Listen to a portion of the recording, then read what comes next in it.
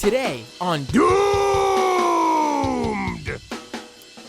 we are just days away from the Iowa caucus, the official beginning of the primary season, the Democratic primary season. And Bernie Sanders is surging. What does that mean? It means that the media and establishment Democrats who didn't take him seriously are rushing to drop that sweet, sweet Oppo research. Today on Doomed, we will be talking about the mass movement to stop Bernie Sanders as we head to Iowa. And joining me to do that, let's pull us both up, I should say, on the feed here. La la la. Here we go. I have two screens now, which is new, so I'm getting used to that. Here we go. Joining me for this episode, writer, activist, and contributor for the Nomiki Show, Sam Finkelstein. You probably have seen him on Twitter as @CancelSam. Sam, thank you for joining me today. Thank you for having me. Let me put you up a little bit. There we go. You were a little bit low, but you should be good now. Let's get right to it. So, Sam, as I said in the intro, the media, mainstream media, and establishment Democrats have been in like hyperdrive practically to stop Bernie Sanders. Well, at least try to convince people to not vote for Bernie Sanders in the upcoming Iowa caucus on Monday, and in New Hampshire, and in Nevada, and so on and so forth. So, let's start with that. What's your take on this mass, like just out of the blue? It's like all of a sudden they're taking Bernie Sanders seriously now. So I think that they're panicking in large part because they have no idea what to do. You know, their strategy for almost the entirety of 2019, I would say, until like the last 2 weeks, was to just pretend that he didn't exist at all. And, you know, to the point where they like omitted him from polls or just like wouldn't include him in media coverage, despite being in second place for essentially the entire time.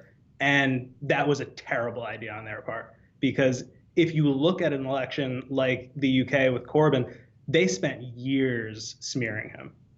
And ultimately, they really assassinated his character. And with Bernie, they wasted their whole opportunity to do that has been burnt up. And honestly, I think at this point, it's too late. And they don't know how to wield whatever power they still have culturally or in terms of influencing politics.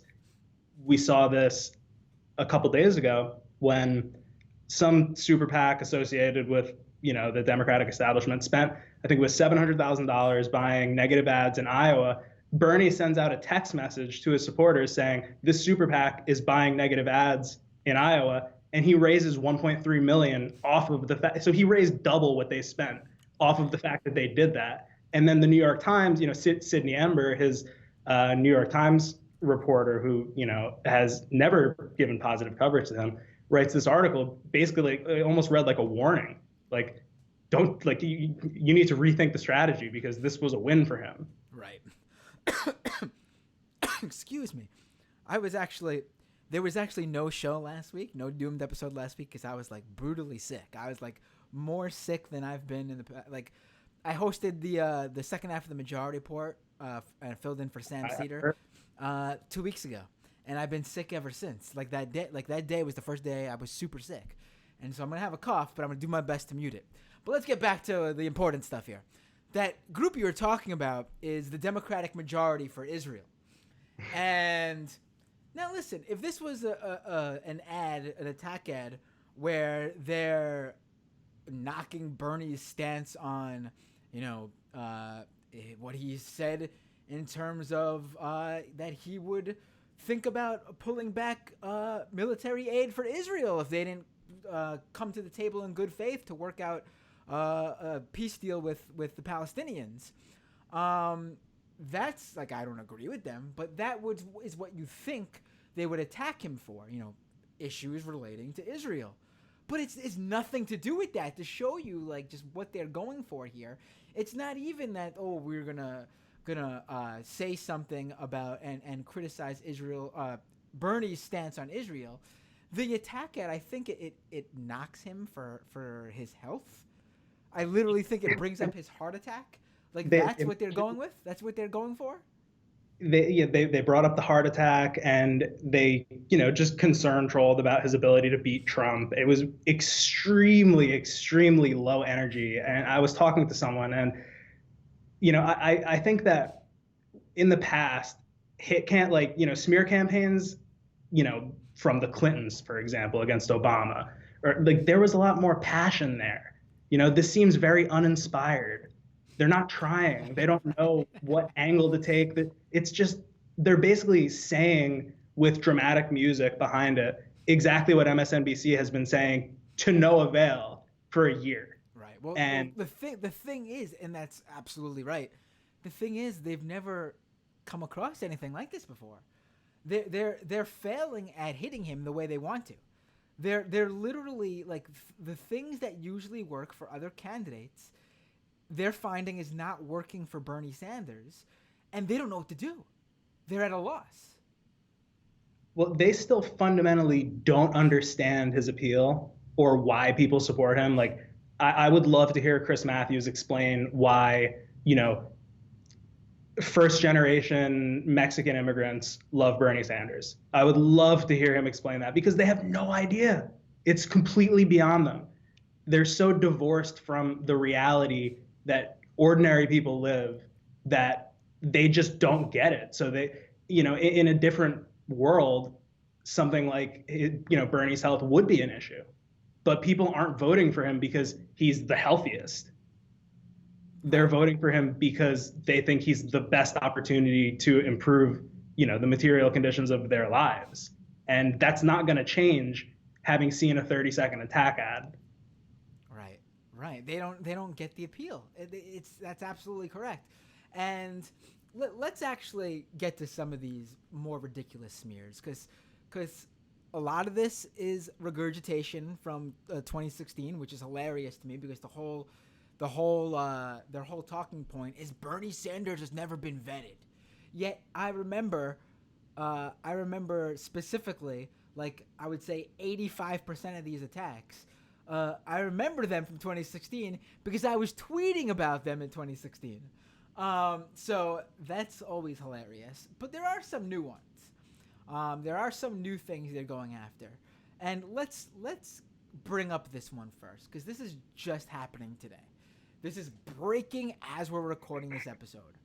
So the Washington Examiner, a right-wing rag, by the way. This is a conservative news outlet that's not, it's a conservative news outlet. There you go. It's like Breitbart. It's like the Daily Caller. It's like the Daily Wire. It's in the same vein as those sites. So this Washington Examiner piece comes out that basically says Bernie Sanders said that George Wallace was sensitive in the 70s. Now let me pull up this piece, because it is I want to read exactly what they put here. So their tweet actually is segregation now, segregation tomorrow, segregation forever, in quotes, and they attribute it to George Wallace in his 1963 inaugural address as governor. And then right after that they say Bernie Sanders praised the segregationist, and it links to the article. Bernie Sanders praised segregationist George Wallace as sensitive in 1972. So let me read what they write. This quote they find is from the Brattleboro Reformer in 1972. It's a Vermont paper. Bernie Sanders, 31, said, Wallace advocates some outrageous approaches to our platform, let me reread this. Wallace advocates some outrageous approaches to our problems, but at least he is sensitive to what people feel they need. First of all, that is inaccurate to their headline, which says Bernie praises George Wallace as sensitive. He's not saying he is sensitive, like, oh, what a sensitive man. he was saying that he is sensitive to what people feel they need. And then he follows up. There's more to it.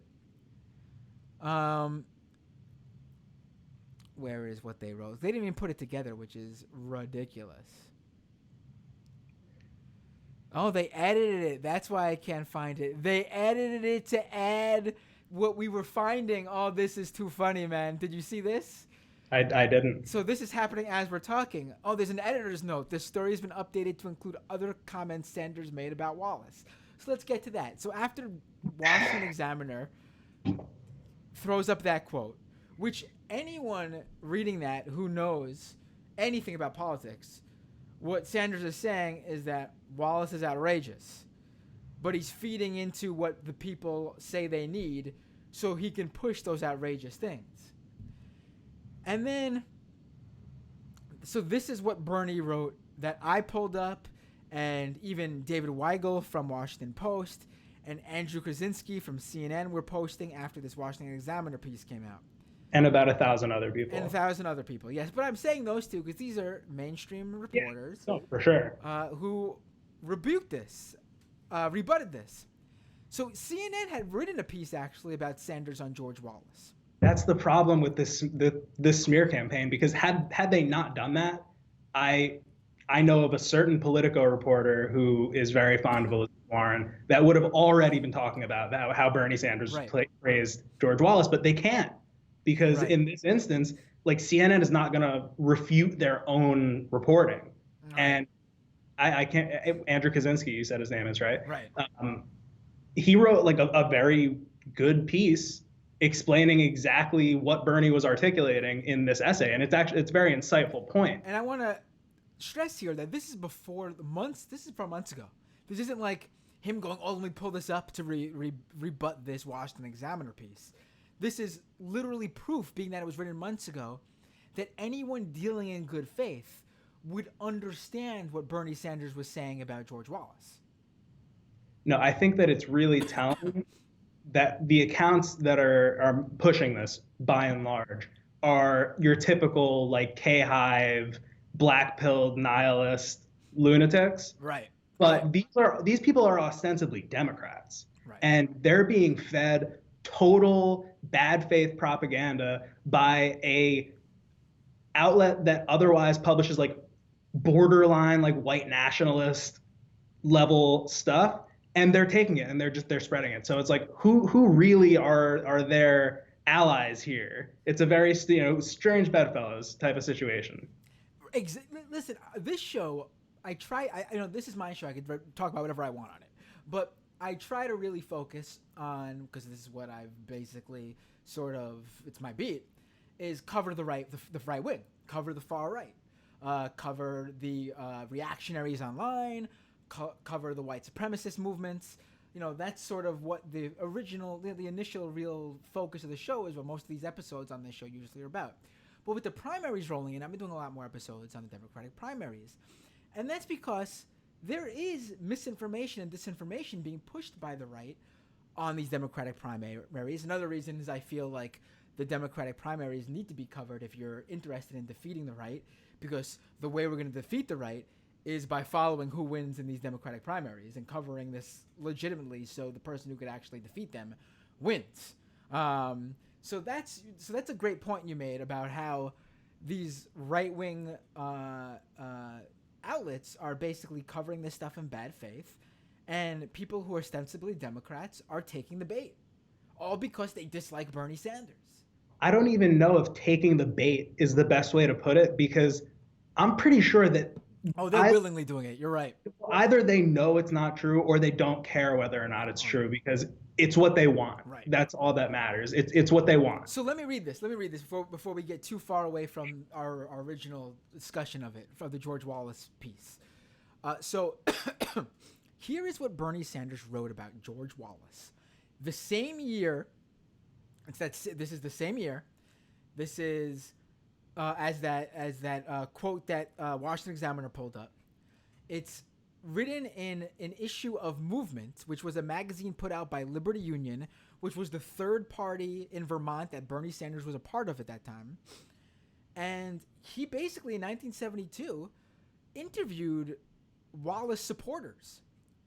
And in this piece, he says that I came away from these Wallace interviews with two basic feelings. First, that democracy in America, in any sense of the word, just might not make it. My mind flashed to scenes of Germany in the late 1920s. Confusion, rebellion, frustration, economic instability, a wounded national pride, ineffectual political leadership, and the desire for a strong man who would do something, who would bring order out of the chaos. Could it happen here? With the inability of the national leadership to solve the real problems facing this country, could the blacks, long hairs, and he puts this in quotations because he's mocking this word, this phrase, welfare chiselers, which is basically was my understanding. It was like a older right wing phrase for welfare queens. Yeah. And political dissidents. Could they become the Jews and communists of the Nazi experience? Could it happen here? I see no reason why it couldn't. He's calling George Wallace. He's equating George Wallace to the Nazis. He's equating Wallace to Hitler. He does continue to say in the next part of the piece that these Wallace supporters he spoke to, he found a certain feeling of admiration and respect for their angle at the political system, but he feared that Wallace's influence was growing and their collective rage posed as an existential threat to civil rights and American pluralism. He's again literally talking about how Hitler fed off the sentiment in in Germany, so it became Nazi Germany. It was how he rose to power. He's literally saying what he later on, fast forward to 2019, 2016, 2017, 2018, 2019, 2020. This is what he said about Trump. He's outlining in 1972. You know, I really interesting contrast. You'll remember after Trump won, there was a huge market for articles where, you know, coastal elite journalists went on safari into Trump country, and they would talk to all of these Trump supporters as though they were, you know, like these bizarre specimens to understand. And then, you know, this really peaked with like that J.D. Vance Hillbilly Elegy book. But never did they reach the level of insight that Bernie Sanders did in 1972 talking to George Wallace supporters. They still don't understand this. And it is a crucially important point, because if you don't understand what Bernie outlined in 1972 here, you don't know why Donald Trump won. And if you don't know why Donald Trump won, you don't know how to win now. I mean, it's hard to see that, you know, it's almost willful, because some of these folks, I'm not talking about the Washington Examiner, the people who are spreading this stuff, some of them know basically that this is true about Trump's rise to power. Yet when Bernie says it, they weaponize it against him as if he's supporting it. And nothing is more true, and we can segue, it's a perfect segue into the Joe Rogan endorsement controversy and drama. Because here's what happened. Joe Rogan's talking to Barry Weiss on an episode of his podcast from 2-3 weeks ago. And she asks him, Barry Weiss sucks, by the way, and she's basically equated Bernie Sanders himself to Nazis, I think, in her smears of him. So she asked Joe Rogan, her good pal Joe Rogan, who he's going to vote for. And he says probably Bernie Sanders. Now, for Rogan to say that, in front of her, first of all, was just so chef's kiss. I mean, oh yeah, it was so pleasing to the ears to hear that. And then, so Joe Rogan practically endorses Bernie. He says he's going to vote for him to his audience of millions of people. And listen, I have long criticized Joe Rogan. Joe Rogan, without a doubt, and there's data that's been put together that shows this. There's been data that looks into YouTube radicalization, and there are tons of lines that can be drawn, data points that point from Joe Rogan's show to far-right YouTube programs. And a lot of that is because Joe Rogan has given a platform to a lot of far-right names, especially after Trump's rise to power. Joe Rogan had some horrific people on his program. Gavin McInnes, Milo Yiannopoulos. I'm The sure entirety of the IDW, right, all the ID, all the intellectual dark web the guys. whole conduit, short Right. of actual overt Nazis, but everybody else, the whole funnel to Did he get people. did he have Richard Spencer on, or was that just CNN? I can't remember. Yeah, that's another question. So so there's no doubt Joe Rogan has is a problem. But even putting those, even in the criticism of Joe Rogan, no one has ever accused him of being the same as these people. You want to draw the parallels. You want to say he's adjacent. You want to say he props up these people. These are arguments we could have for sure. I've done full episodes of this program criticizing Joe Rogan, especially the times he has Tim Pool on, because I think Tim Pool is the most bad faith actor out there. I mean, at least the right wingers he's had on. He's like Andy No light. Right. Andy No with a beanie. Right. So Joe Rogan, I'm not even a fan. Although I do think he's a talented interviewer, and I think there's a lot of talented interviewers on the right who are, hell, on this show I've probably fewer people have covered specific episodes of Alex Jones and specific issues of Alex Jones like I have. And I always explain how one of the things that Alex Jones has going for him is that he is really good at what he does. He is a plus radio host. He knows how to foment the anger. He has real talent for the drama of it, for playing up his bullshit storylines. Doesn't mean I support them. Doesn't mean I am a fan of his. But if you don't realize that this guy is actually talented at what he does, and that's why the shit he does works on people, then you're doing yourself a disservice in combating it. Well, I think that people get overly wrapped up in talking about the merits of Joe Rogan himself, because that's totally beside the point. He has an audience of what is it, 14 million people? Right, maybe. well, the reason he has that audience is because he's a really talented interviewer. Exactly. He does the same thing Howard Stern does, where Howard Stern brings on his interviewers and he just lets them talk. Like Hillary. Right. And it's a talent to do that. I feel like, I'm not saying I have that talent. I'm not going to pat myself on the back. But when I debate right wingers, whether it was on this show, whether it was my time at the Majority Report, whether it was when I went on their shows and debated them, like I did with Paul Elam from A Voice for Men, a major men's rights outlet, one of the things that you got to do is let them talk, because these people will literally hang themselves. That's all you have to do. You have to just get them to talk, because what they are saying is insane. And, Joe Rogan is good at doing that. He should, when they say insane things, he shouldn't go, yeah, and he is also, and this is where I've criticized him too, he's agreed with a lot of stupid things too, because he's not very bright when it comes to politics. But he's good at getting people talking. And so Joe Rogan, and let's push back now to where Joe Rogan's endorsement of Bernie comes into all this. So the fact that he's endorsing Bernie, like you said, to his 14 million people is friggin' huge. Do you have anything to add to that? Absolutely. The thing about the Rogan endorsement that I thought was so important was that, you say he doesn't have a very sophisticated politics. It's kind of hard to pin down. And that's also a description of 100+ million people in this country. And, while we can simultaneously say he's, both platform people that are bad, and he has stances on things that are not reflective of, the values of even just the Bernie Sanders campaign. But that said, neither do most people. And, I'm someone who, I've taken many of the sorts of courses in, post high school education where you learn, the sorts of terminology that is expected of people on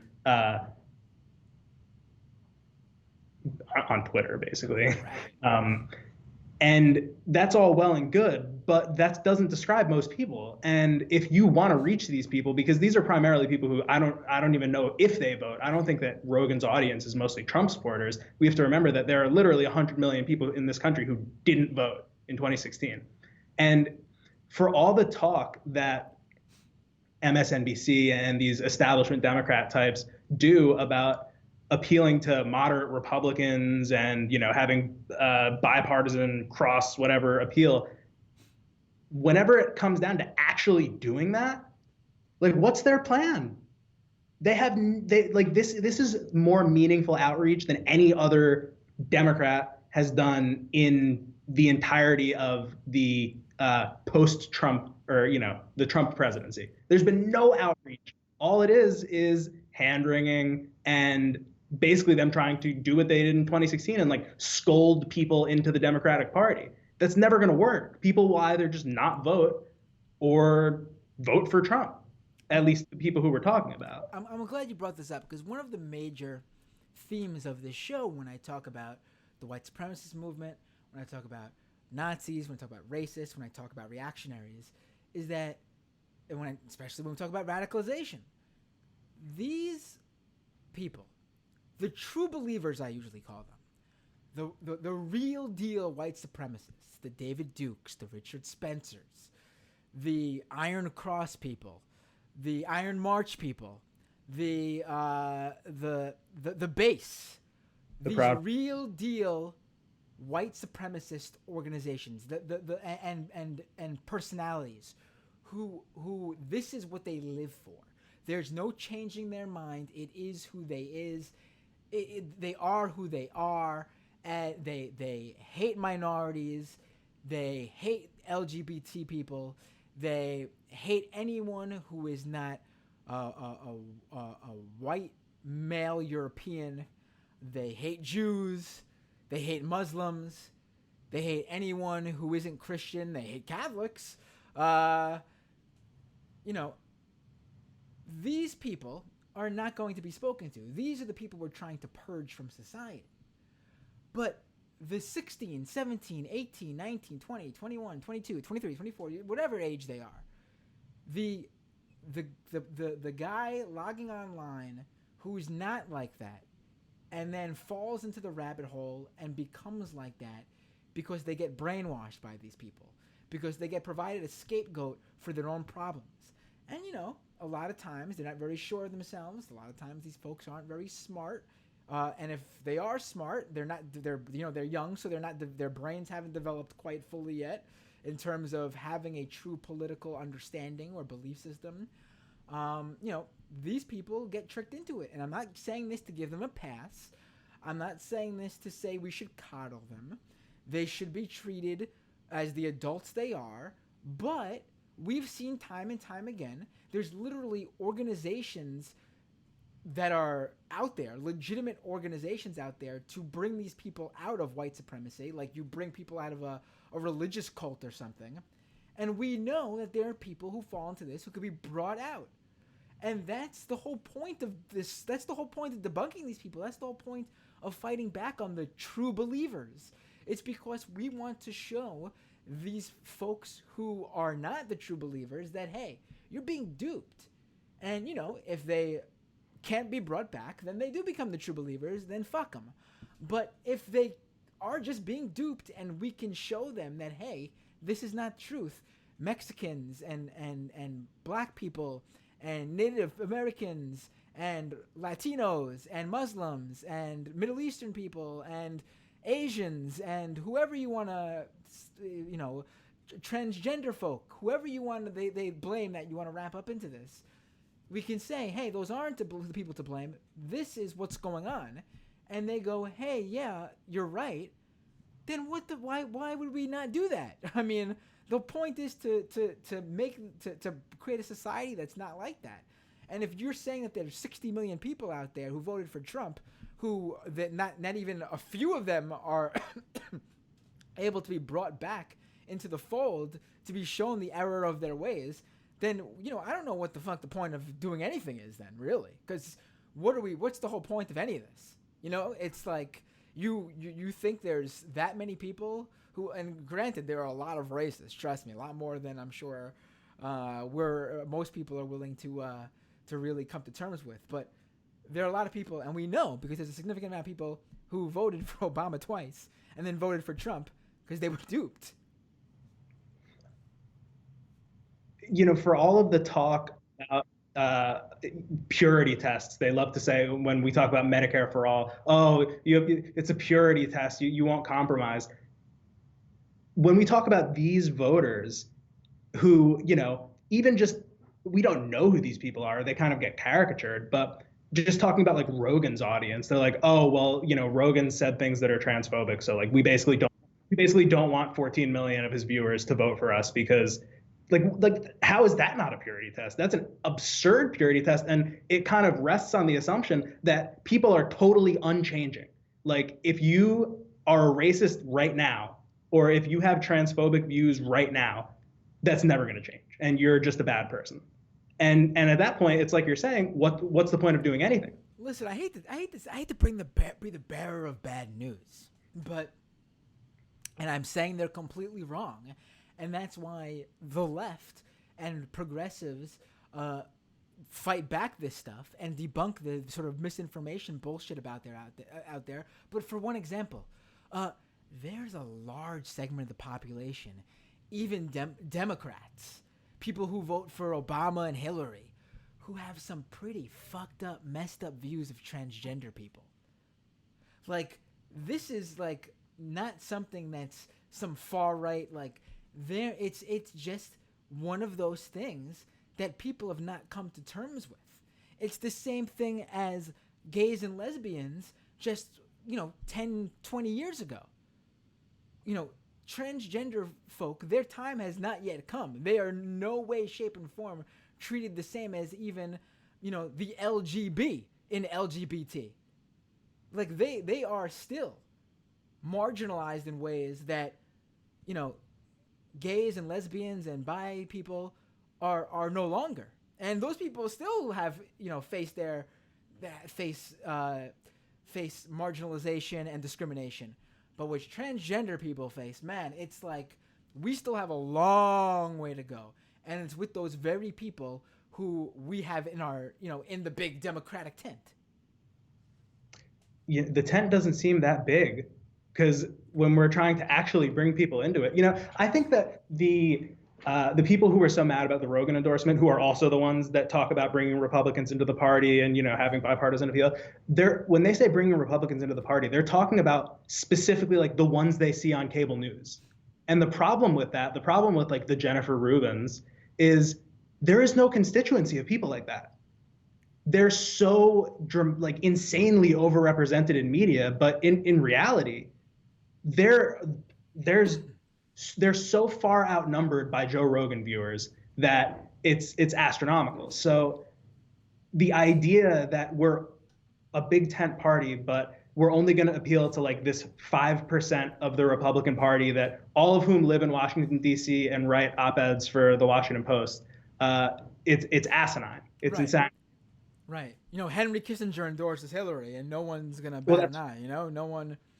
That's just foreign policy. Right. Madeleine Albright. No one even. That's just how it is, But let me be clear, because I want to make sure it's completely clear. A lot of the people who had a problem with the Joe Rogan endorsement, their rebuttal is, I don't have a problem with the endorsement itself. It's Bernie's campaign touting it. He should absolutely tout that endorsement so everyone knows about that endorsement. He's not giving Joe Rogan with his 14 million listeners a platform. Are you kidding me? Joe Rogan is giving him a platform. Absolutely. Joe Rogan gained nothing from Bernie Sanders touting that endorsement. Bernie gained everything. And it's also important to show people that, hey, and I'm also very happy the campaign said before, it said after, they said, we don't agree with everything he says, obviously, but this is, part of having a big tent means accepting people who are open to change. You definitely tout that endorsement, so Rogan's listeners know that you accept the endorsement. You don't just leave that hanging. Are you kidding me? Well, I think a lot of that specific criticism came from a place of these are people who don't want Bernie Sanders to win and they recognize that this is good for him. So they're just offering bad faith suggestions like, oh, this massive endorsement that, for the record, Joe Biden, Pete Buttigieg, and Elizabeth Warren all tried to get. They went and asked Rogan to appear on the show, and he said no. Right. Wasn't interested. Right. And, I was thinking about when this was all happening, I was thinking about how when Pete Buttigieg was going to go on Dave Rubin's show, and he was sort of shamed online to canceling it and not going on the show, and Dave Rubin had a fit about it. And there's a huge difference between Dave Rubin and Joe Rogan. Yes. Joe Rogan is just an apolitical dunce in terms of politics. He has dumb political views. He has correct political views. He's like the average American, to be quite frank. I see him as like a cipher of just the ordinary, average bro, right? Pluck an American out of a crowd. They're probably a Joe Rogan type. Let me make that clear. There's a lot of different average Americans. So he's like the average bro type American. The average guy who watches UFC, the average guy who goes to the gym. And this ranges really. There are a lot of UFC fans who are white. There are a lot of UFC fans who are Latino. There are a lot of UFC fans who are black. Joe Rogan probably has a fairly diverse audience. It wouldn't surprise me if he was majority white because he's, a white bro. But if his audience is anything like the MMA audience, it's probably fairly diverse when it comes to race. Sure. It's more so the politics and the lack of a coherent set of beliefs that, underpin his political thoughts. That's what I think is really representative of America. The point of his show, though, is the point I'm making is that the point of his show isn't that it's there to push a specific political point of view. That's why when it does push the far right, it's a big deal and people complain and criticize him and say, what the fuck? And the thing was never, hey, we need to friggin' shut Joe Rogan's show down. It's why the hell doesn't this guy have more left-wing people on for his large, gigantic audience to listen to? That's always been the rebuttal to Joe Rogan's bullshit. On the other hand, Dave Rubin is literally a right-wing hack who's funded by wealthy far-right institutions to create this show to literally push a far-right agenda. He's had white supremacists on his show. He's had people, what's her face? Oh my God, I've covered her so much on this show, but she disappeared from the face of the planet, so I'm having a mental block right now. She's the one who went to Europe, got on a boat, and tried to stop refugees from entering Europe. What's her name? She literally left the movement because she couldn't handle it anymore because she was getting criticized too much. I've covered her so much on this show, but he's literally given her a platform. And, literally not just, hey, let's talk, and, that might be a good idea. Literally, no, like, full-blown pushing her agenda. He only has far-right commentators on his show. That's the difference. There's a huge difference between Rubin and Rogan. This whole thing reminded me a lot of when Bernie Sanders did that Fox News town hall. That was, like, a huge success. Lauren Southern. Sorry. Just remember her name. Lauren Southern. Yes. But I'm sure that you remember the clips from that where, he's doing call and response with the crowd and they were totally in tune. The Fox commentators that were on there had no idea what to do about it because he was just killing it. And then they asked Elizabeth Warren, like, are you going to do a Fox town hall? Because it was kind of like, expected. And she's like, well, I don't want to, give they're spreading hate and I don't want to participate in that. But it's like, this is the largest, by far, news network in the country. We have to reach these people, and it's not about the host, in terms of Joe Rogan or Tucker Carlson or whatever. Like, we can't pretend that these things don't exist because they do. And if you're saying that they're harmful, they're spreading dangerous ideas, which they are, what is the downside of going on there and like offering the viewers an alternative? And it's not like Bernie Sanders had to compromise his platform in order to win Joe Rogan's endorsement. Like, Joe Rogan, for all of his, we'll say, racist things that he said or transphobic things that he said, just endorsed the most anti-racist, anti-transphobic candidate ever And Bernie didn't have to do anything in order to win that endorsement. Whereas, people like Chuck Schumer and Nancy Pelosi, they make, or Barack Obama for 8 years, they make overtures to Republicans, make all these concessions, offer to cut Social Security, and at the end of the day, they get nothing in return. I mean, I remember Barack Obama at the height of one of the sequester situations, like offered all of these concessions in exchange for Mitch McConnell coming to watch a screening of Lincoln at the White House with Obama, and Mitch McConnell stood him up. It's like they make all of these actual concessions and get nothing for it, whereas Bernie didn't have to compromise his platform a bit, and they're mad.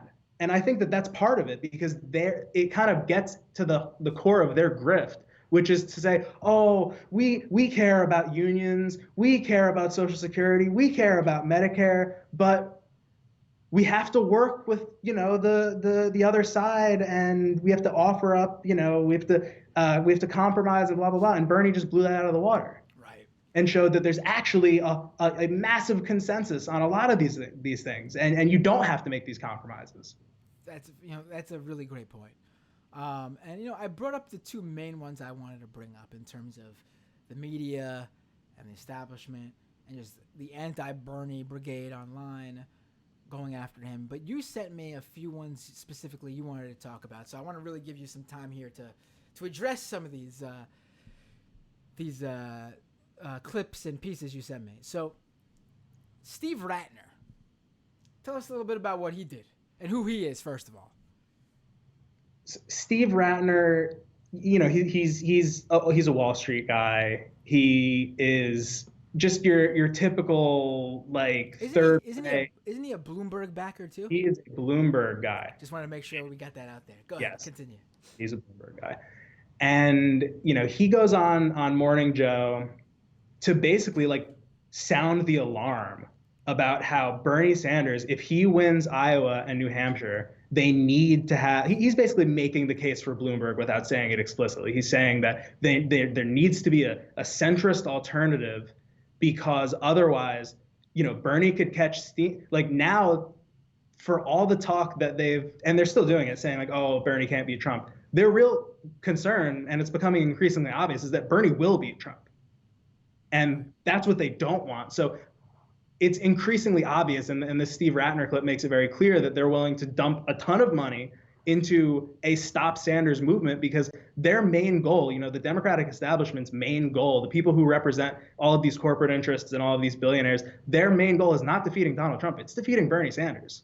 Right. It would not surprise me if some of these folks end up voting for, if it comes down to Trump and Sanders, if they voted for Trump. Oh, absolutely. And what's so ironic about all of these Never Trump pundits who, I'm talking about your David Frums and your Max Boots, all of these Republicans who've done, half-hearted mea culpas and are now, regulars on the quote unquote liberal networks and liberal newspapers, they're going to vote for Trump if it were Bernie and Trump. There's not a doubt in my mind. And I think one of the lasting consequences of the Never Trump movement and how readily the Democratic establishment has welcomed all of these just absolute grotesque warmongering worms into their orbit is that now, I saw the other day, they're celebrating John Bolton as some kind of hero. And it's no, these people are like blood-soaked maniacs. And it's really telling to see the establishment rally around them against the left. It's like the saying goes that liberals hate socialists more than fascists. Right. And we're really seeing that dynamic play out. Watch MSNBC, you'll see it. And that Ratner clip really just underscored that they're almost just saying it clearly. We're going to spend a ton of money to do anything we can to prevent Bernie Sanders from winning the election. And, I think that Bloomberg is such a good foil for Bernie in the sense that, the guy's worth $50 billion. And that enables him. I saw a poll today where he's ahead of Elizabeth Warren. He is now in some polls, yes. It's all based insane. And on. all he's done is buy hundreds of millions of dollars worth of commercials. But he can do that, and it's not even a drop in the bucket for him. So, we're talking about Bernie Sanders raised $1.3 million, and that's huge considering it's coming from like my parents donating 270 at a time. But Bloomberg has 50 billion, like it's impossible to even conceptualize how much money that is. So if money can change the outcome of the election, he's got enough to do it. And that's really the problem with having people with that much money in a democratic society. Right, right. And I would play the clip, but I've had a recent issue with YouTube copyright strikes on my live stream, so I'm gonna play it safe. Maybe, you'll just have to take my word for it. Right. Let's bring up this one. Now, this was, I guess, sort of disappointing because I don't want to bring up this all over again. I talked about this on an episode. It is what it is at this point. Don't want to waste, we're having a really good conversation here on the attacks on him. So I don't really want to focus on Warren. But, there was this clip you sent me. Actually, this is more, let's talk about the Hillary thing first, because this sets up that clip.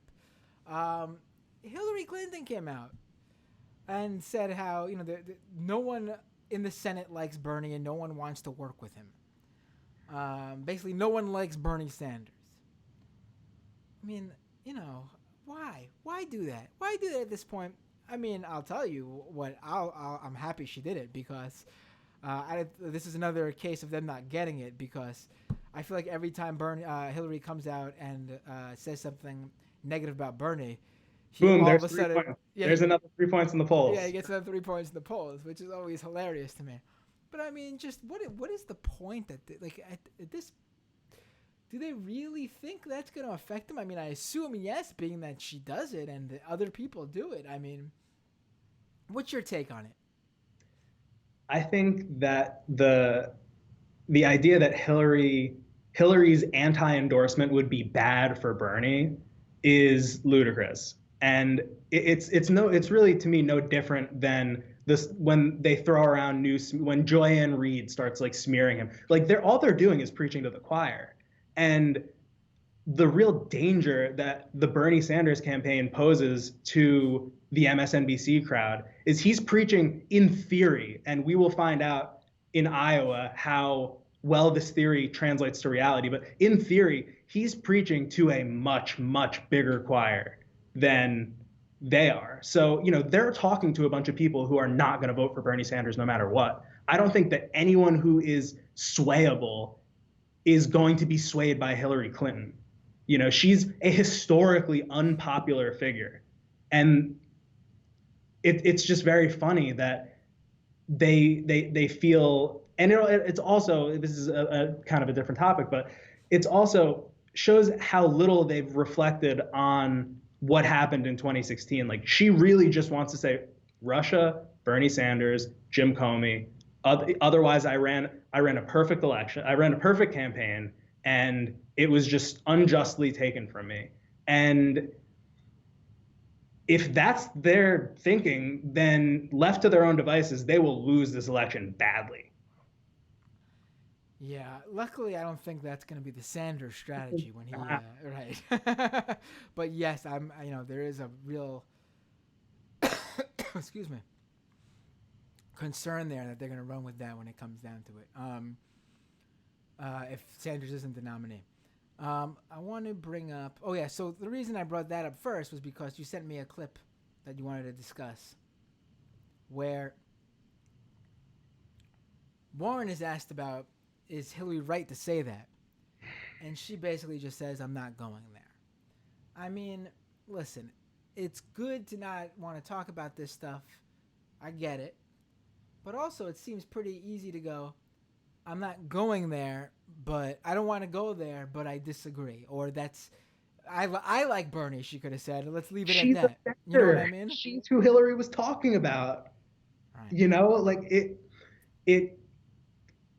I'm not talking, I don't think this is relevant in the context of the whole Bernie Warren thing, because I'm burned out on that. But it's relevant in the context of Warren not wanting to ruffle any feathers and not wanting, and just wanting to please everyone. And who did this please? Who was happy about this? Right. Nobody. Of course not. So I think that it's kind of emblematic of a larger problem with her campaign and why, you know, ever since she tried to please everybody on Medicare for all, she's been just steadily moving down in the polls. So there's something to be said about being uncompromising and standing for what you believe. And I think that even,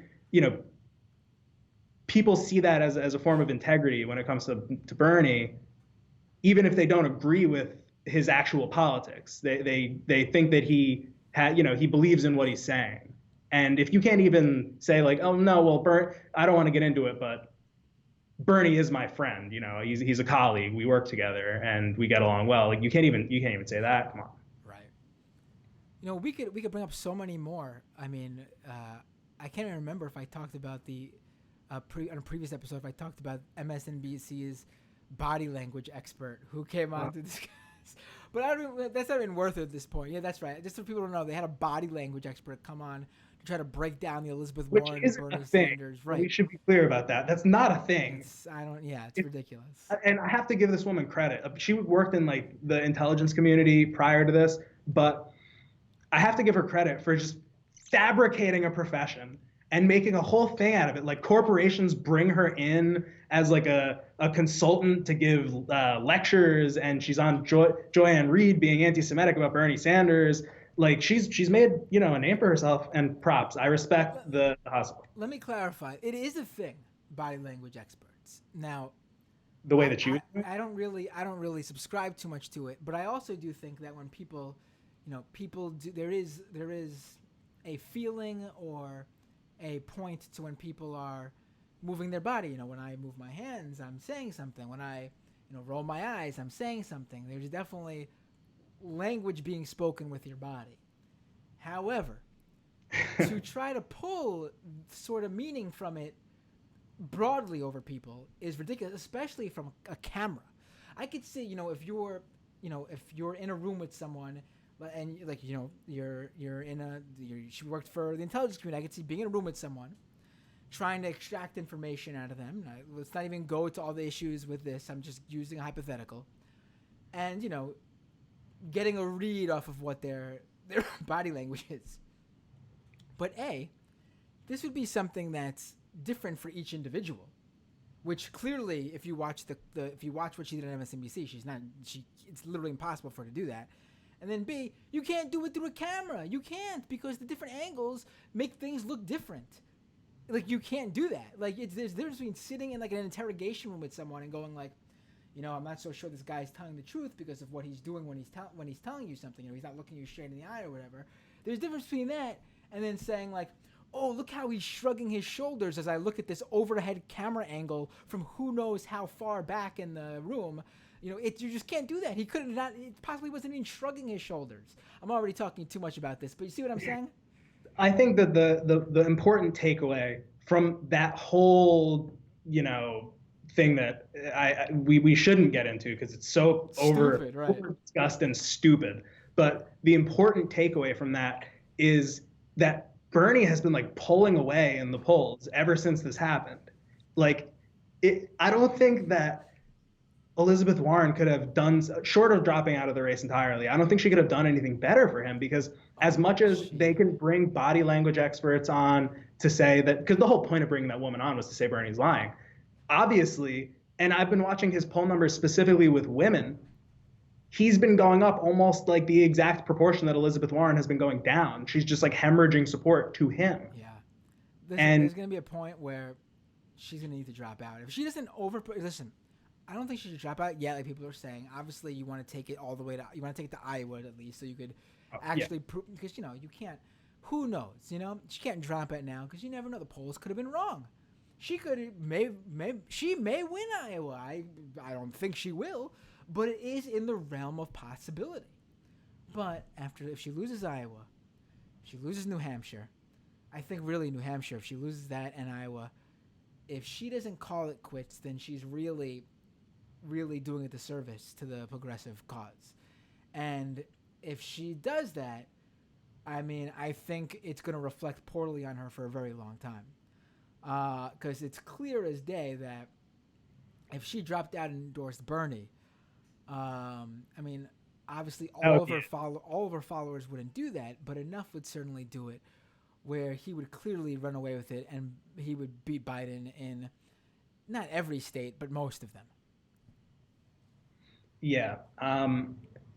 I don't expect her to drop out, but part of what's so, nerve-wracking about this election is at the end of it, like I see it as, the DNC is really going to be like confronting the fundamental contradiction that is the Democratic Party, which is that it's a party that is supposed to represent workers and their bosses and like balance those interests out. And Bernie is here saying like, no, this has to be a party for ordinary people, and we can't be compromising on that. The Republicans can be the billionaire party, but that can't be us. We can't be both. You can't represent a billionaire and someone who works in an Amazon warehouse, because their interests are very different.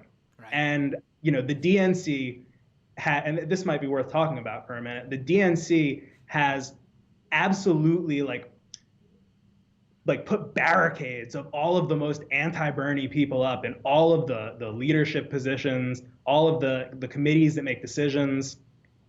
So they're locked and loaded, ready to have this confrontation. And just in terms of Elizabeth Warren, like it's not clear to me which side of that she would ultimately fall on. Yeah, it's disappointing because I like Elizabeth. I still like Elizabeth Warren. I actually don't like when people online call her, Hillary 2.0, or how she's a centrist, or she's a progressive. She's not as progressive as Bernie Sanders, but she is legitimately a progressive, but at least when it comes to policy. Now, whether she, gets how to build a movement, I mean, that remains to be seen, and I think she does not. But again, I'm giving her the benefit of the doubt there. I don't know if she would be strategic when it comes to, outside of policy. And I mean, to me, it looks like she's not very good at electoral, the electoral side of this, especially with she's in her heart, she's a wonk. Yes. And she does best in that setting. Yes. That setting where, she's like grilling some like finance scumbag, and she shines in that. But you don't want a president who's an expert on one thing. Right. Like it's also the right people to be experts on specific things. Absolutely. It's also why she's fallen into a lot of traps in terms of, the Medicare for All plan she rolled out, the DNA test to prove to Trump that she's actually who she says she is.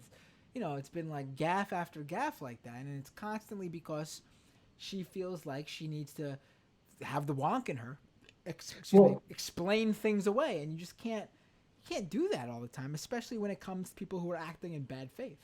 Yeah, exactly. It underscores a kind of like naivete where you think that if you offer, you think that you're dealing with these people on the level of like what's true and what's not, and you're not.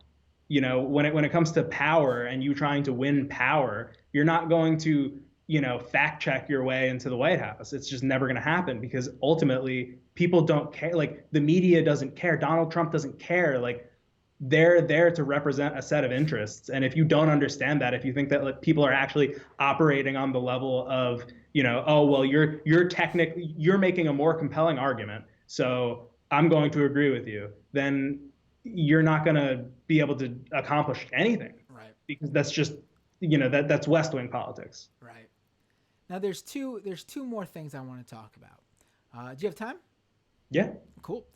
So I'm trying to figure out which one to go with first. Let's leave the Bernie Bros for last, because that's, that'll be fun. But this one's actually a lot of fun too. There's been a lot of hit pieces. Jennifer Rubin of the Washington Post is basically dedicated every other opinion piece she has to try to take down Bernie Sanders. Of course, she's a conservative, and she's trying to act as a never-Trumper who cares about the Democratic Party and just wants them to pick a moderate that they can all vote for.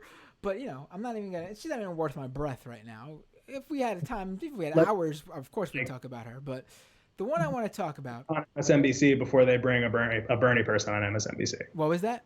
they'll bring her on MSNBC before they bring a Bernie person on MSNBC.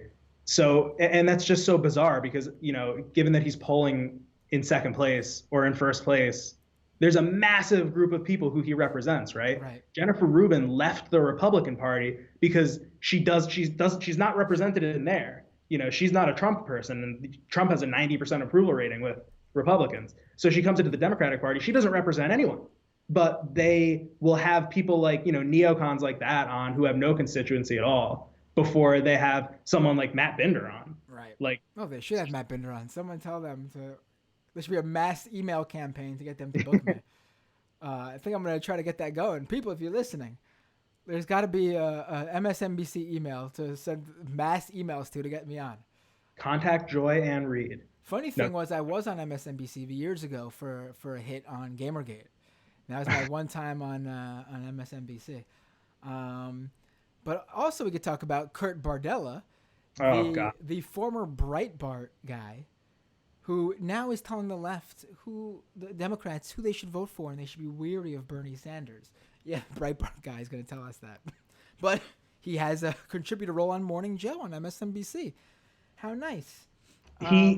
The article that he published about the Bernie Bros and how viciously he's been attacked, and I mean it's so obvious how cynical this guy is. He doesn't mean everything he says is just dripping with nihilism and just total abandon.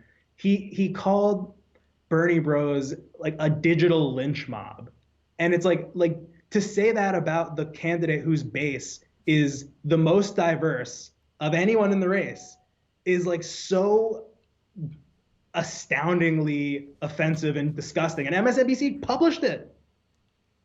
It's outrageous. All right, let's talk about the Bernie Bro thing now, because you made the connection. Yeah, so along with that piece, Washington Post, USA Today, New York Times, like you were just saying.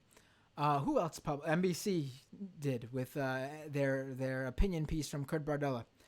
In like a week span, there was like 7 different pieces about the Bernie Bros. Now, and for people who are unfamiliar, I think most of my audience knows, but Bernie Bros are Bernie Sanders' toxic online fan base who attacks people online. But really what it is someone with some sort of platform says something that's outrageous or a straight up lie about Bernie Sanders. His fans jump into their mentions on Twitter. You're full of shit. And say you're full of shit. You're lying. And for all those people who say there's 3 types, I think. If there's probably more, but there's 3 main types. One, the person who actually engages in trying to debunk the lie or the false information from that the Bernie hater is tweeting. There's the second type is the person who just jumps in to say like, "Hey, you're stupid. Hey, you're a dick. Hey, dumbass," which that's just like basic internet banter. You can say it's mean, but there's nothing problematic about that in terms of like someone saying something racist or something. And then 3, you'll get the trolls, the anonymous trolls, who are usually in the minority. Usually there's like, less than 1% of the people who are replying to you who say something actually sexist, misogynist, racist, whatever. Are there Bernie supporters who probably say that? Of course. Every politician has racist, sexist, misogynistic, homophobic supporters because literally that's America. You're going to have that in wherever, whether you're Hillary Clinton, whether you're Joe Biden, whether you're Barack Obama, whether you're Mitt Romney, whether you're John McCain, whether you're Donald Trump. So those are the 3 main types to me. You'll probably get further down and break them up even more. But so they say something outrageous. Those types go in there. And then the person with the platform jumps out and goes, "I'm being harassed. I'm being attacked. I've been murdered. I've seen that." Yes. Listen, if you're being harassed, absolutely disgusting. I deplore it. No one should harass anyone, period.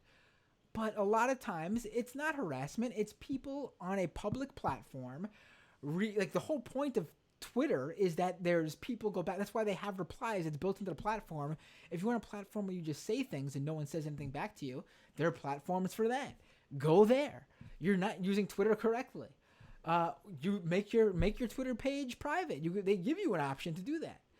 Like, you're complaining about how the platform works. The thing that I thought was so great about the slew of Bernie bro articles, and really this, I wouldn't say it was triggered by Hillary Clinton bringing up the Bernie bros, but that was the sequence of events. Like, she specifically brought up the Bernie bros, and I guess they took it as like a cue, like, oh, now we're gonna launch the deadly Bernie bro attack. They've spent how many years now saying, like, oh, he hasn't been vetted yet. You just wait until you see what comes out, blah, blah, blah. I'll tell you a secret. Like, if there was anything that was going to come out, it would have happened in the last week, right? But instead, their closing argument, these elite media figures and people who have absolutely no connection to regular people, their closing argument is, his online supporters are mean to me personally. Right. As if anyone gives a shit. Right. No one cares. It's incredible. Like, that's the best you've got. Right now they're unloading their clips, and this is it. One of the pieces, I think it was the New York Times one, actually interviewed people who were harassed by the Bernie bros, and some of those people are people who have or trolls themselves who engaged and said all sorts of horrific things about Bernie supporters. And then what was basically happening is Bernie supporters were jumping in saying, hey, that's incredibly racist or sexist of you to say about me. And then they go, oh, I'm being harassed by all these people who are saying that about me. And that's who they interviewed.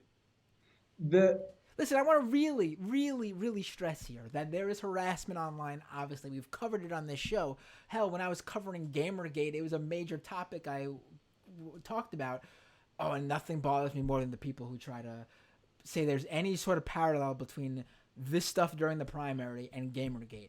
It shows to me you have no idea what Gamergate was about, and the intense, legit, life-threatening harassment that the women who were attacked for Gamergate were experiencing. It's nothing even close to someone jumping in your mentions and calling you a shithead. It's not even close to 20 people. Oh my God, they called me a corn cob. Yeah, it's not even close to someone. It's not even close to 100 people replying in your tweets with a snake emoji. It's not even close to what those women experienced during that. So please, if you're being harassed, absolutely, let's stop that shit. But if you're talking about dumb internet troll banter, people calling you ridiculous yet not racist, sexist, or homophobic names like poopy head, or showing you the pig poop balls image, that is not anywhere close to what you're saying it is when it comes to harassment. Please. Yeah, I think, and this really reminds me of during the Republican primary, before Trump had clinched the nomination, the National Review, which for people who don't know is the standard bearer publication for the conservative movement. It's been around for decades, and it's where the intellectual conservatives can be found. They published this this bombshell edition that was like the against Trump edition.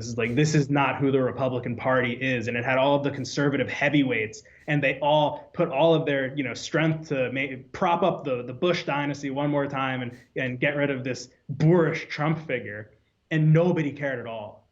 It was astounding how little of it made no difference in anything. And I think we didn't really touch on the Jonathan Chait, David Frum side of this, but all of them together, they're like this liberal intelligentsia who are so up their own asses that they don't know that no one cares what they have to say. They're just talking to each other, and they're coming out with their oh my God, David Frum. I'm so glad you're bringing up David Frum, because this is actually, out of all those people, you brought up a lot of names. The most egregious. The David Frum one, and there's a specific. This is the last thing we'll talk. I wanted to definitely cover, And there's a specific paragraph I want to talk about, but please, I want to let you finish first. But let's completely focus on David Frum now. I'm so glad you went there because that's what I want to talk about. The idea that David Frum, former George W. Bush speechwriter, cheerleader for every horrific imperial war that the United States has engaged in either of our lifetimes and probably before that. The idea that he would take to the pages of the Atlantic to say that Bernie Sanders isn't woke enough is I felt like my brain was just leaking out of my ears reading that. It was so egregious and so incredible that he would think that he has any pull with for one, the left at all. But the idea that David Frum has the credibility to say Bernie's not woke enough. And I mean, his piece itself, and we can get into that, was just this rambling, totally self-contradictory garbage. But specifically the idea that this like blood-soaked neocon is going to say Bernie Sanders, lifelong anti-racist, who established a mecca for transgender people in Burlington, Vermont in the 1980s during like the AIDS crisis. You're going to say that Bernie Sanders, while David Frum was probably like cheering on the Contras, you're going to say Bernie's not woke enough. It's just, it's so astounding that it's just breathtaking. I don't know what else to say. Let me read my favorite paragraph here from the David Frum piece. So this is David Frum in The Atlantic. The piece is titled Bernie Can't Win. Ooh. The Trump campaign will not steer clear. It will hit Bernie with everything it's got. It will depict him as a communist in the grip of twisted sexual fantasies, a useless career politician who oversaw a culture of sexual harassment in his 2016 campaign. Yeah, the Trump campaign's going to hit Bernie for sexual harassment. I'm sure they're going to go there. But here we go. Through 2019, Donald Trump and his proxies hailed Sanders as a true voice of the people, thwarted by the evil nominations of the Hillary Clinton machine. They will not pause for a minute before pivoting in 2020 to attack him as a seething stew of toxic masculinity whose vicious online followers martyred the Democratic Party's first female presidential nominee. Can you for a second even imagine them doing that? Trump's going to come out and go like, that Bernie Sanders, everybody, that Bernie Sanders, we all know he's so masculine. He's so toxic. It's too much, folks. It's too much. The way he treated Hillary, it was very nasty. Nasty. Very problematic. He was so mean to Hillary, and we all love Hillary, don't we, folks? We love Hillary, don't we? We love her. Can you imagine that? That's the most ridiculous thing I've ever heard in my life. Bernie Sanders is going to be attacked by Trump for being too mean to Hillary. Oh my God. If Trump did that, some of his voters might actually switch, and maybe like 50% of his voters would actually switch and go, hey, Bernie did all that to Hillary? I'm voting for that guy. I mean, as recently as a few months ago, I saw video from a Trump rally where they're still chanting, lock her up. Right. They're like, I don't understand how David Frum, it's so beyond the pale. If you had told me about this and I didn't see it for myself, I would think that you were lying, because it's just one of the most absurd things I've ever seen. He was so mean to Hillary, folks, that Bernie said he was so mean to her. We love her, don't we? We love her. Masculinity is very bad. It's very bad. Listen, we love the feminine side of ourselves, don't we, folks? Don't we just love it? Hillary.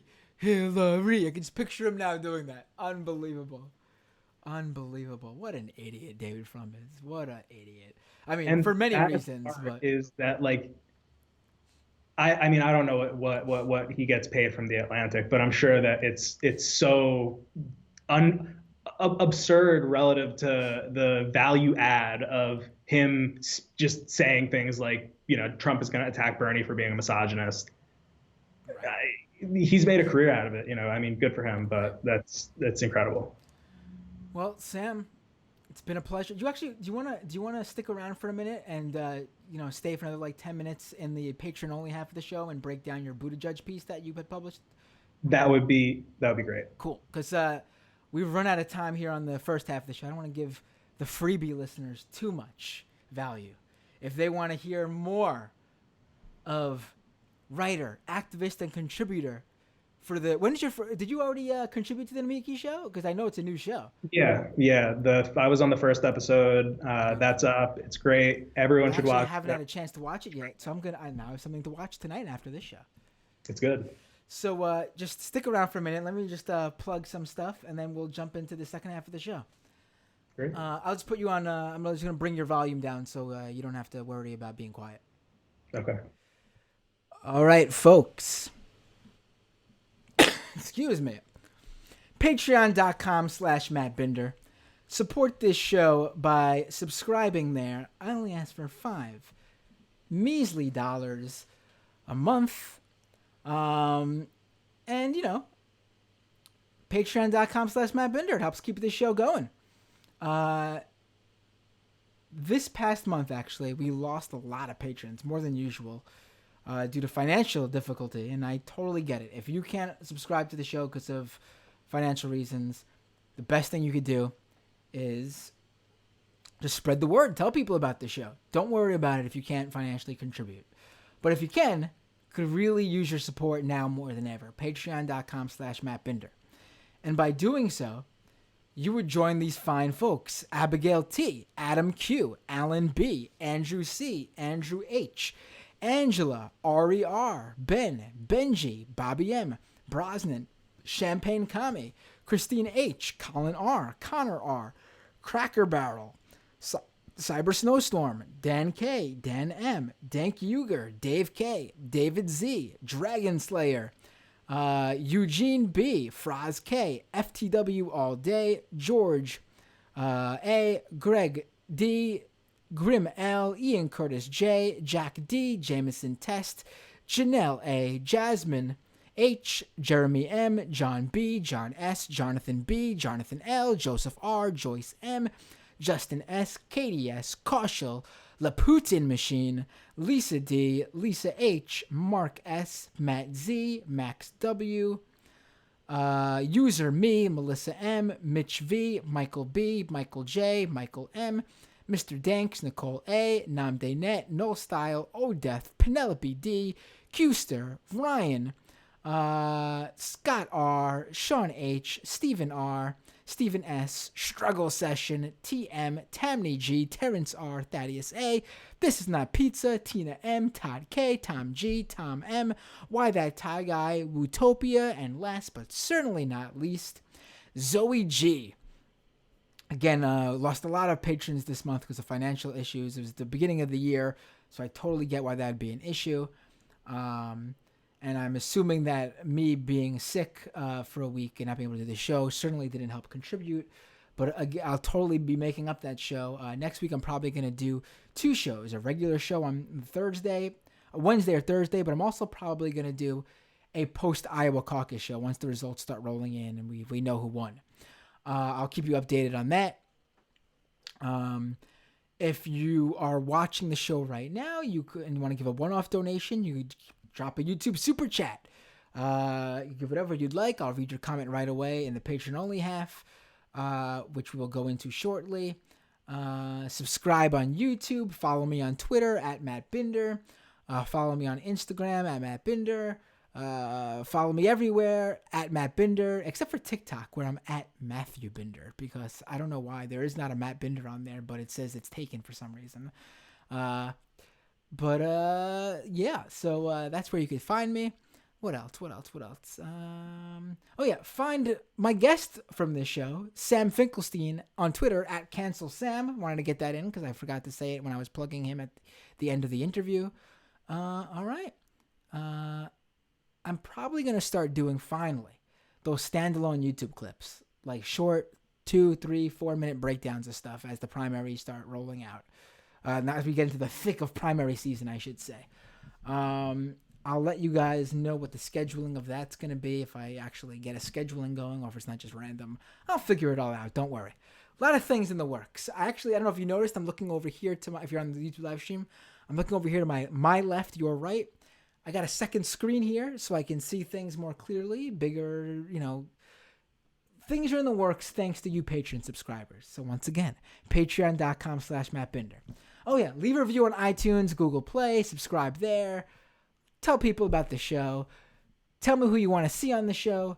Tell other podcasters and streamers and progressives and leftists that you want to see me, your favorite internet leftist personality, on their shows. Other than that, going into the Patreon only half where I'll talk more with Sam Finkelstein. Otherwise, see you all next time on Doomed.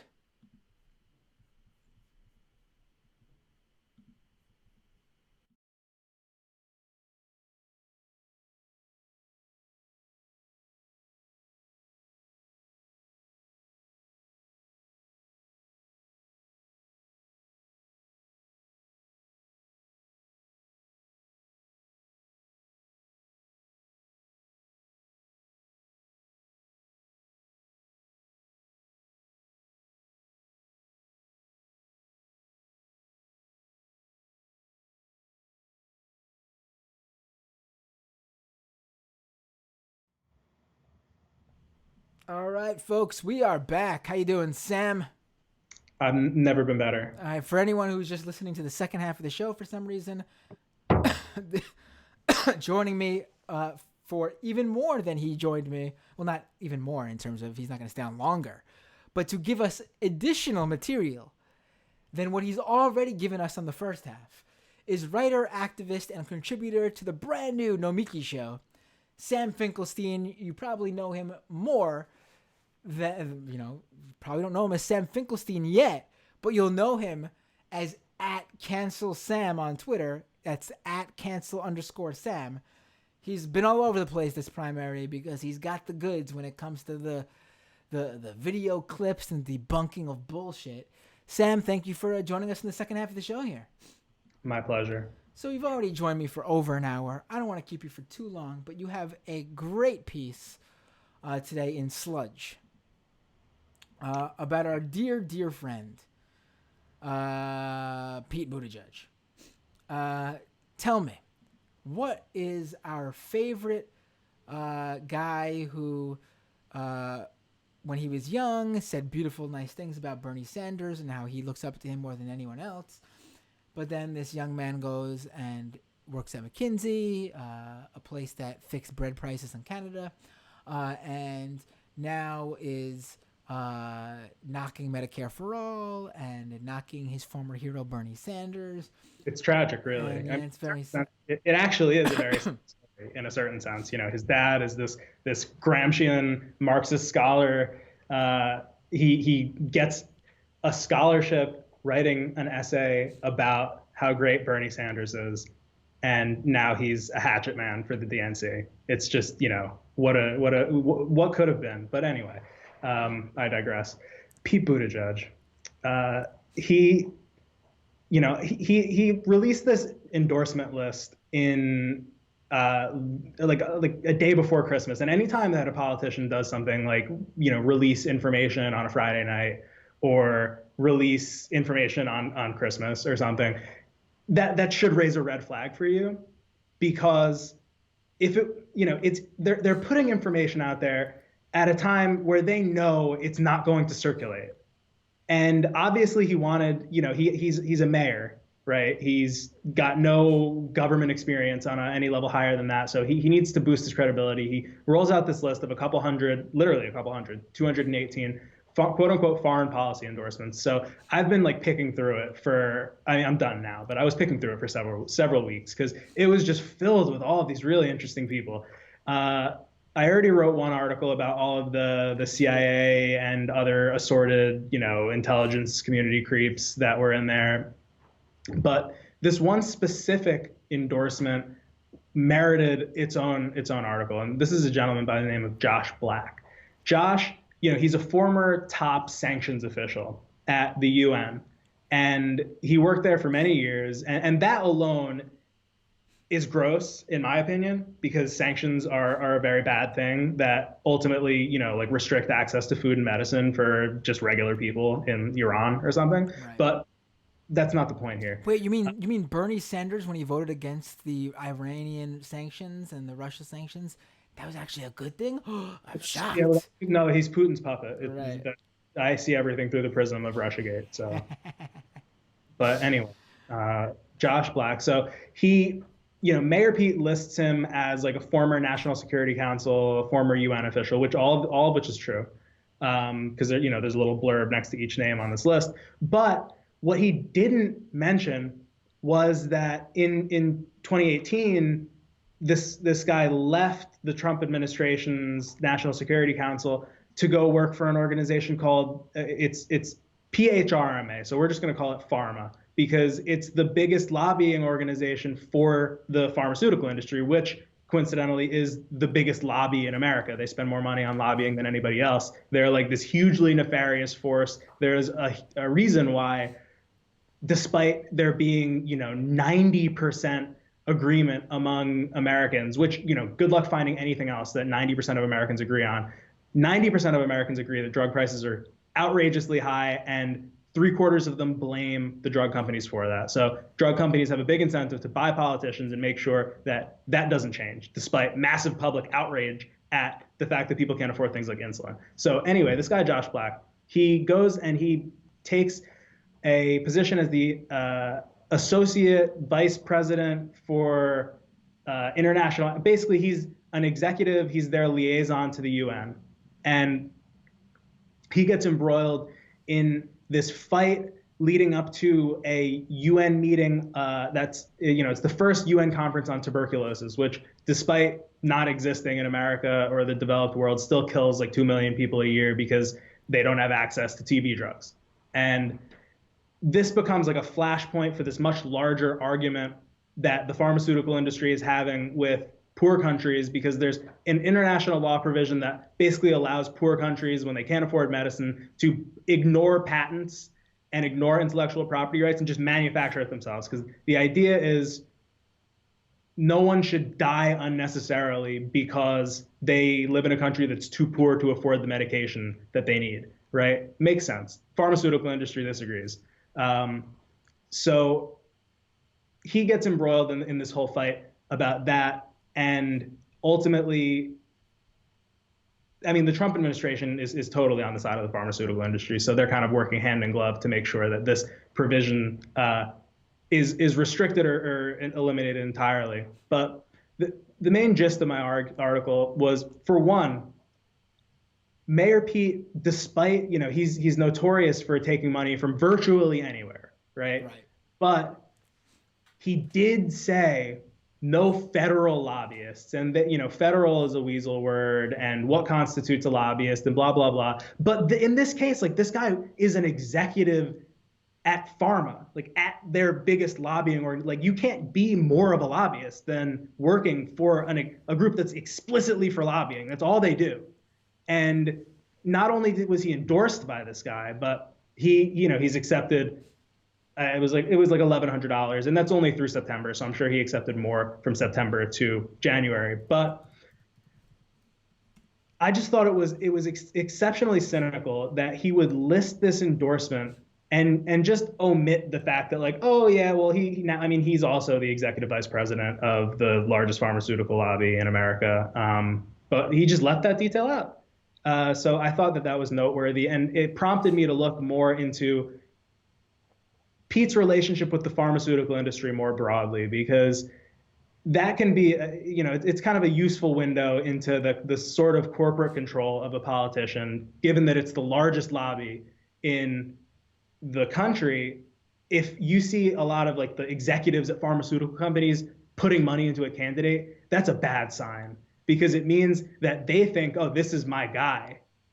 And of like the top 10 pharmaceutical companies in the world, Pete's received donations from executives. I can't remember the exact number off the top of my head, but it was at least half of them.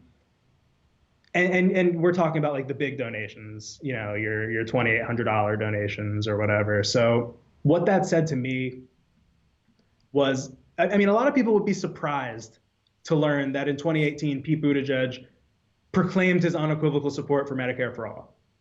Yeah, a lot of people would be surprised to learn that because now he's making all of the most disingenuous attacks on Medicare for all. He basically like eviscerated Elizabeth Warren over Medicare for all specifically by just like relentlessly hounding her over her, you know, how are you going to pay for it, blah, blah, blah, all of these details. But it's incredible tracking how much his positions on these issues have changed over the course of his presidential campaign. And that's kind of been commensurate with his taking donations from all of these sources. So, you know, they'll point in the debates, he points to like, oh, you know, taking money from one person who believes in my campaign, that doesn't influence my beliefs. But when it's like one person after another, and one pharmaceutical executive is bundling $2,800 checks from 40 of his friends, that's how these, you know, the influence is peddled. And especially the real danger of someone like Pete Buttigieg is like, since he has no political infrastructure whatsoever, like he's 35 years old, he has, or 37, whatever. He's got no connections outside of those that like see some sort of like self-interest in him of theirs, you know, some way that they're going to benefit from him. So like, oh yeah, I'll support this guy. So he's kind of just like a golem of all of these various special interest groups, you know, kind of just manufacturing a candidate that will represent all of them. And, you know, it's not a surprise that he's raised more than Joe Biden, the guy who's the former vice president. Yeah. It's astounding. Right. But the reason why, I mean, I'm pretty sure he's the only candidate who, when you go on his FEC filings, you know, they have to list the name of donors who give more than $200, right?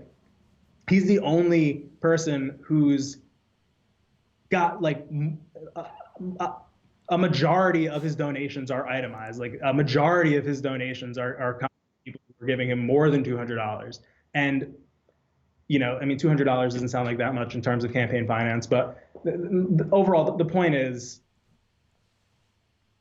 Mayor Pete is just totally bought and sold by all of the worst and most disgusting interests in America that, you know, would rather you die in the street than they make marginally less this quarter. All right, I did a full episode on this show about the Buttigieg police tapes that really don't shed a good light on our Mayor Pete. But also, I think the whole reason for Mayor Pete, you brought up how he swung from being someone who was for Medicare for all and now he's like a completely different person. It's because his whole life has basically been him building up the perfect resume to run for president. And he's a young guy. This is what I think. He's a young guy. He has this resume to get him in with the establishment and the DNC and the Democratic elite. But he realizes, you know, this is 2020. You know, I'm a young gay man. I'm clearly a progressive. So I'm going to be the progressive in the race. I'm going to become the progressive. Who are the progressives going to go for? That old man Bernie Sanders after what he did to Hillary? I'm sure this was his thinking. I guarantee it. And so he comes out, because in the beginning of even when he announced for president, he was for this stuff. He was in favor of some fairly ambitious policies. I remember the first time that I heard about Pete Buttigieg was actually from Sam Cedar in the context of him talking about how Pete Buttigieg wants to pack the Supreme Court. And I was like, cool, like great. That's an idea that we need introduced into the discourse, and Bernie Sanders can't be the one who's introducing all of the radical ideas. So there's value in there being other candidates who are up there basically for one reason only. Like, you know, Jay Inslee was just there to talk about how, like, no, really, we're all going to die if we don't do something about the climate. And there's value to that because Bernie Sanders can't be the one going after all of these issues and being the most ambitious on everything. It's good to have other people saying, like, no, this is reasonable, because it kind of just lends credibility to Bernie. But I mean, the way that I see it, I think that Mayor Pete he knew that there was no lane for him otherwise. There was no centrist lane for him. But he thought that there was a progressive lane for him. And when it became clear that, like, between Bernie and, for a time, Warren, like, that lane was totally crowded out, he's an opportunist more than anything else. And he's like, I'm here, I'm doing it, I'm running for president, and I'm willing to make any compromise, change my platform in any way. Like I will, just reshape myself into a completely different figure if that's what it takes to put me in the Oval Office. And really, like that kind of unbridled ambition is the most dangerous thing. Right. And he wouldn't be the first president who we've seen with that sort of personality trait. I would say that Obama is similar in that way. I would say that Bill Clinton is definitely similar in that way, in the sense that these are people who just like worship power. Right. For whatever reason, they're born with an unquenchable thirst for more power. And there's obviously no more powerful a role than the president of the United States. But if you're willing to do anything, if you just want power for power's sake, then there's something wrong with you. Like no sane person would want to be the president of the United States. And I like Bernie because it doesn't seem like I don't think he wanted to be the president. Well, he pushed Elizabeth Warren to run in 2015. Exactly. So. And when she did it, that's when he said, all right, I guess I have to be the one who pushes Hillary to the left. And then he saw that he created a movement. And of course you're going to run then. If you've got a whole base behind you, of course you're going to run. Yeah, absolutely. But when it comes to Pete Buttigieg, Sam, have you considered that he had to have high hopes for a living, shooting for the stars when he couldn't make a killing? Did you consider that? I don't think his hopes are so high anymore, to be perfectly honest with you. Did you consider that his mama said, fulfill the prophecy, be something greater, go make a legacy? I'm reading the lyrics right in front of me. I actually don't have this song memorized. Although, as I was singing it, I did realize that you could easily change some of these words. Had to have high hopes for a living, shooting for the stars, bread prices could use some fixing. I'm just enjoying it myself. I was shocked in a way. I was shocked. I think that he would have won the New York Times endorsement. I think that he wanted to endorse him. No, but I don't think they would have. He's too. No? He's not that type of. No. I think he thinks he would have. I think that he was definitely just filled with like seething rage. No, I think Amy Klobuchar. I think he thinks he'd be the type that would get it. New York Times definitely. I guarantee you, for all the reasons that you might think New York Times didn't give it to him, I will tell you why they didn't give it to him. Because of his age. I'm guaranteeing you it's because New York Times felt he did not deserve it because he didn't put in the work or the effort yet. That's all it is. Yeah, that one New York Times guy knocked him for the bread price fixing scandal, which was great. But I guarantee you the reason he didn't get it was because he's a good candidate for the future. He needs to put some more time. He needs to know his place. Because that's how those types work. It doesn't matter who you are or whatever. He's cutting in line. There's no doubt about it. He's cutting in line. Right. And Amy Klobuchar, she went to Yale. She went to Yale Law School. She did the work. She was a corporate lawyer. She was, a horrific draconian prosecutor. And then she became a senator. She did the work. And Pete Buttigieg, he didn't do the work. It's cheating. Right. Just like how Bernie Sanders built a mass movement of like ordinary working class people. That's cheating. Those people are rubes. They're stupid. You tricked them. Sam, I hate to interrupt this conversation about Buttigieg, but the greatest thing I've ever seen, apparently I just didn't see it before, but I got to bring it up now. It's too bad I didn't see it for the first half. Jonathan Chait. Oh, I saw his name flash across my phone screen. What happened? He is knocking the Wallace thing. He is defending Sanders. He had a take the other day that actually, he came out on the right side of something. And I was like, do I retweet Jonathan Chait? I didn't do it. Yeah, but at the same time, he just recently wrote an anti-Bernie piece. It's incredible, this guy. He said, he tweeted, they don't know what to do. He tweeted, despite the soundbite, this old quote was not Bernie praising Wallace, but lamenting that he was dangerous because he tapped into real fears. Next tweet. I think it takes an ungenerous reading to conclude Sanders was trying to praise Wallace. Incredible. We're in weird times, man. Yeah, that's sure. Minute by minute, who knows what's going to happen. Right, and then tomorrow Chait's going to drop a piece where he attacks Bernie for going to Russia in the 80s or something. You'll see. Some weird shit's going on. I don't know what's going on. Maybe some of these guys are at this point see the inevitable and are just trying to save face and have some good takes. So when it happens, they could say, hey, look, this is what I said and I was right.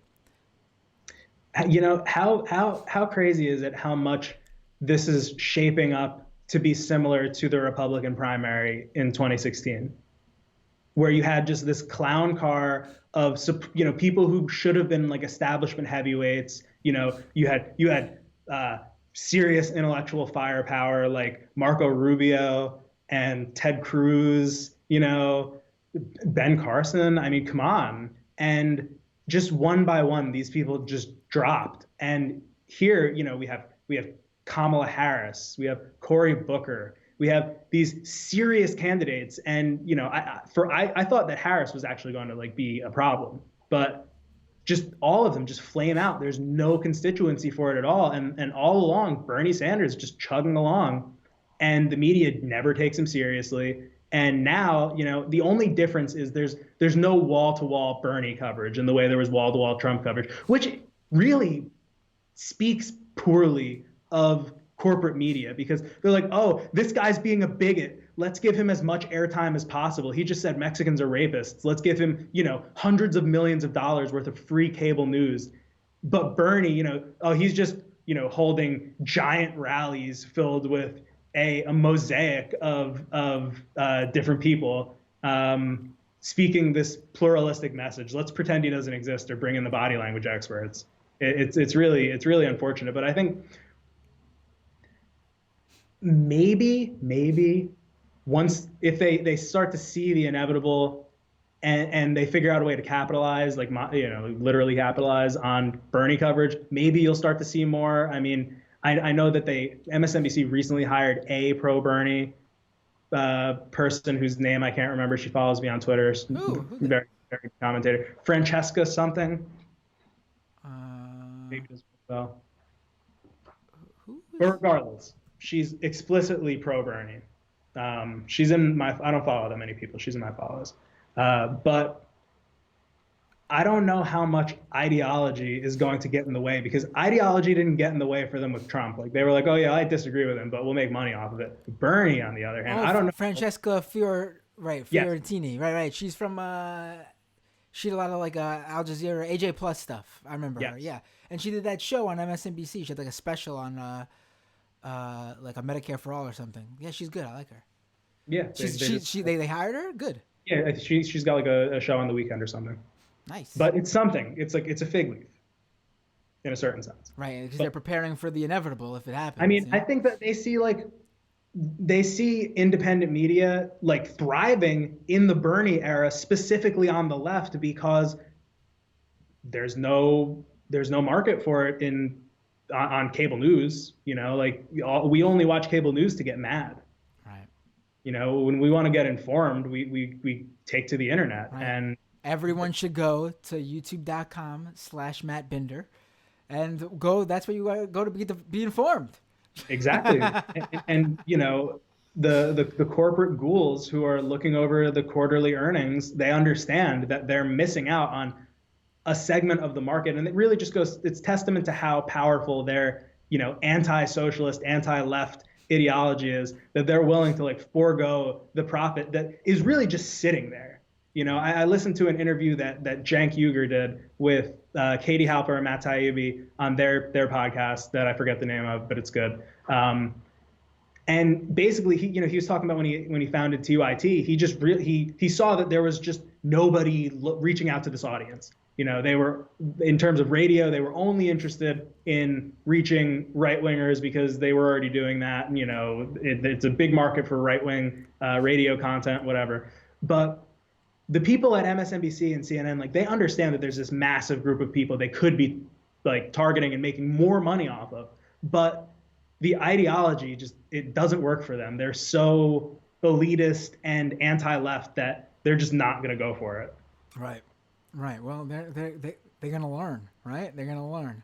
They're going to bend the knee one way or the other. Yes. Sam, thank you so much for joining me today.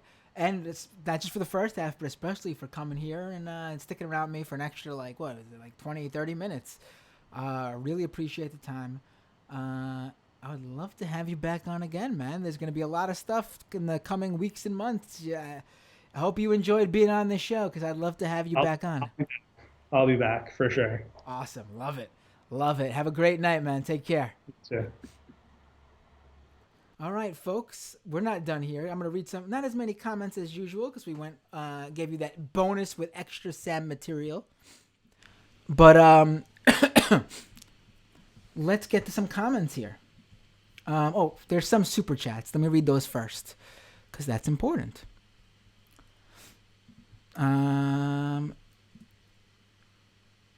Renee was my super chat guy today. All the super chats from Renee, so let's do this. In the name of Alande, I banished thee to the swamp. Got a prect abuelito from the swamp flu. Did someone say Strasserite? Hashtag bad faith. All these are out of context. I'm sorry, Renee. I'm sure they make sense somewhere in the comments, but it's where I am right now. All right, let's do this. Again, I want to apologize to everyone for missing last week. I was just the sickest I've been in, honestly, years. Rarely does that happen to me. Where I get that sick.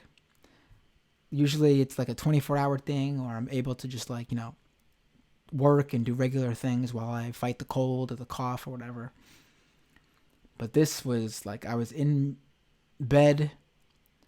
The kids were taken out for the weekend.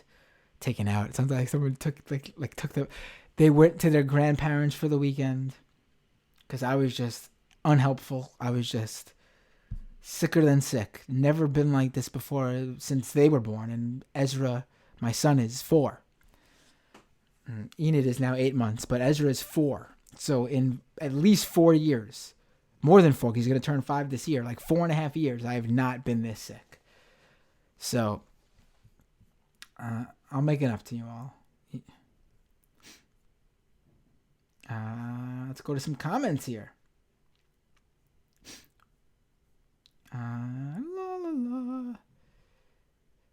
Ryan says the Galaxy Brains who blew the 2016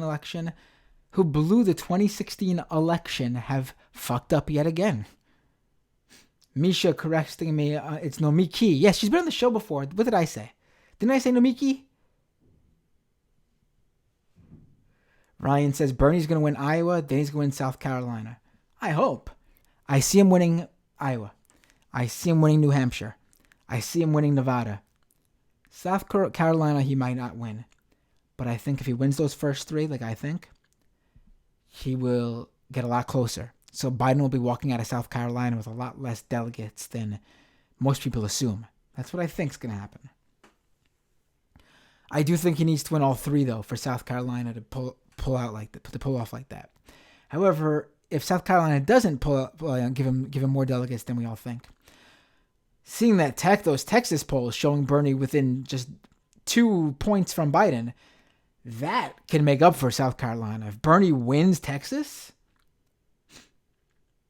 I mean, Bernie's got to win big in California, and it's looking like he might do that. But if Bernie wins big in California and then pulls off an upset in Texas, I think the delegates Biden is coming with from, and there's also Alabama and Louisiana, some of those Super Tuesday states that could cause some issues if Bernie doesn't win big in California. He's got to win big. And then we'll see how things work out too with Washington, Wisconsin, Michigan. It's a lot of states that Bernie could pick up. New York polls have not been kind to Bernie. Florida polls have been back and forth with Bernie. It's all in the air, but he's got to win big in California. He's got to at least win more delegates than Biden in Texas. I don't know if he's going to win big in Texas, but if he wins Texas, man. If Bernie wins Iowa, Nevada, New Hampshire, California, Texas, Michigan, Wisconsin, Minnesota, Washington, Oregon, what else? He's looking good in New Jersey, from what I've seen. Pennsylvania, Ohio. I don't know about Ohio. Ohio's weird. Out of the Rust Belt states, for some reason, they are not responsive to Bernie. If he pulls off an upset with New York, I seen a poll that put him up in Massachusetts. If he wins in Massachusetts with Warren still in the race, that's insane. I mean, he could do it. He could pull this. He could really pull this off. It's never looked better. Thaddeus says, oh, hey, I follow Sam. Rad Dad Redemption. Oh, yay, it's Cancel Sam. Ryan says the Bernie blackout was real. Right. Bird of Gay on Periscope says, first they ignore you, then they laugh at you, then they fight you. Thaddeus says the world wins if Bernie wins. Misha says, you know they got nothing else when they need to ask questions like, would he help someone on the side of the road? Oh, yeah, that was Chris Matthews, right? Saying that hypothetically he doesn't think Bernie Sanders would help you if he drove past your car broken down at the side of the road. What?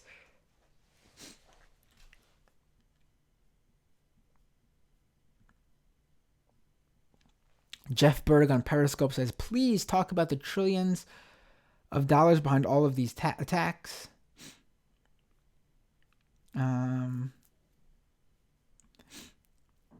Grim says, Bernie has been vetted for 40 years.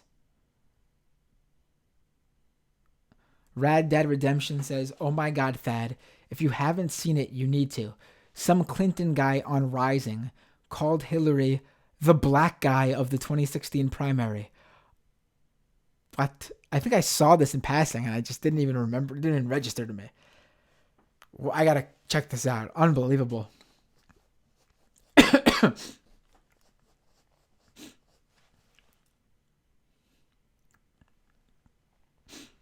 Rad Dad says, I miss being able to watch MR live, Majority Report live, but I work in a garage now and most of the mechanics are fash hillbillies. Well, put it on and make them listen to it. Maybe you'll change some minds. Ryan says, I'm sure the K-Hive is feverishly sharing the Washington Examiner article. K-Hive is going to lose their shit when he wins the nom, says Rad Dad. Bird says, where's the Oppo dump we were promised? Right. Thaddeus says, K-Hive is 1,000% Bloomberg voters if Bernie is the nominee, though. Bloomberg has said, who knows, we'll see, that he would not run third party and he'd put his money behind whatever Democratic candidate won the nomination, whether they wanted it or not. Which he can do, obviously, because he could run as a PAC and not directly give money to whoever he wants to give money to if they want to accept it.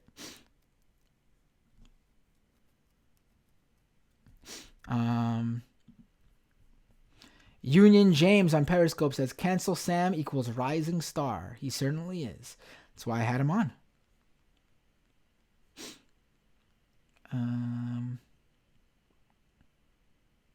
Lion says, Matt, turn up your volume a little bit. Your sound was way softer than the guest. Oh, I'm sorry.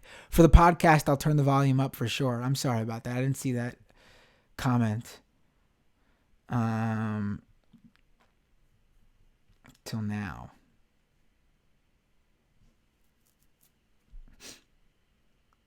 Zoe says, fuck Joe Rogan, but also I'd rather have him say he supports Sanders to his apolitical young men crowd than Trump. Rad Dad says, if Rogan endorsing Bernie means even one teen doesn't go down the fascist rabbit hole, that's a good thing. People mad about it can eat shit.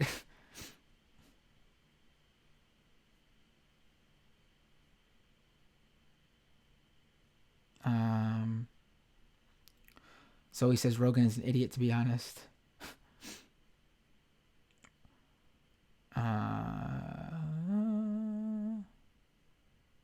Renee says, dude, this is him pretending to be Rogan. Dude, I'd vote for Hitler if he lifts. What? I don't know about that. No, my dad was telling me to raise the volume. I'm sorry. I'll fix it in the podcast.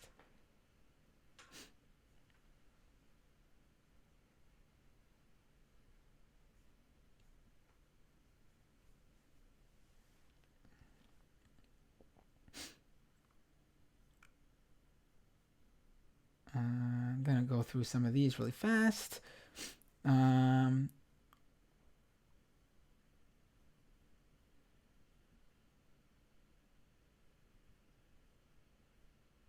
Sculptorius says Rogan is a generally unbiased guy.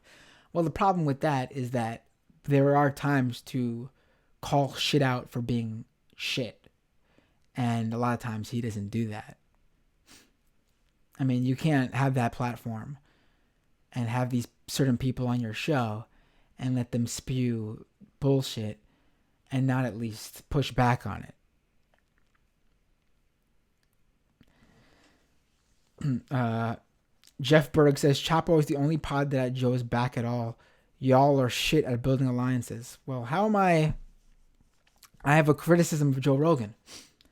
My point isn't that Joe Rogan's back. I don't care about Joe Rogan. Why would I have his back? Joe Rogan needs me. Joe Rogan doesn't even need Chapo. I don't have Joe Rogan's back. Why would I have Joe Rogan's back? What has Joe Rogan ever done for anyone here? Please. But for endorsing Bernie, I will defend the fact that he is not what some of those people were saying he was, because it was disingenuous. Joe Rogan is not a white supremacist. Joe Rogan is not the equivalent of Gavin McInnes, Milo Yiannopoulos, Richard Spencer, Lauren Southern, and all those other far-right people. He is not. That's me defending Joe Rogan. If you want to use your term, that's me having Joe Rogan's back. But I'm not going to defend Joe Rogan from everything. He deserves the criticism he gets when it's for the legitimate criticism he gets. Building alliances. Joe Rogan deserves to be called out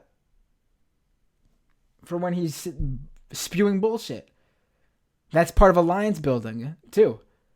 You don't just build alliances with anyone. You build alliances with people who are willing to admit, hey, when you said that I fucked up there, yeah, I did fuck up there.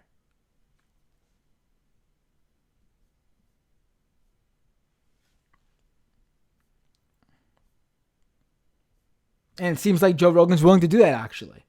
I saw that he was deleting some old takes he had that were not good, because he's being called out for them now on Twitter. Rick says Bernie will win in a record landslide. Gary says Bernie will win by double digits. We'll see. Hopefully. I'll be down with that, obviously. Misha, did you all see the pic of Bloomberg shaking a dog's face? It was a video. And yes, I saw that video. Whew.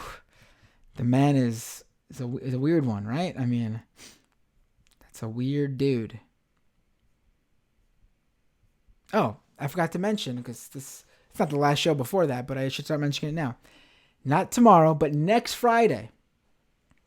And I'll be sure to mention it on the shows next week.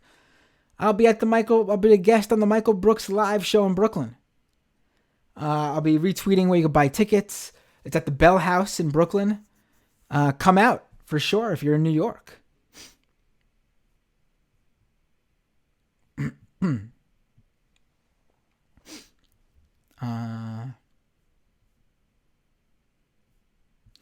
keep going through some comments here.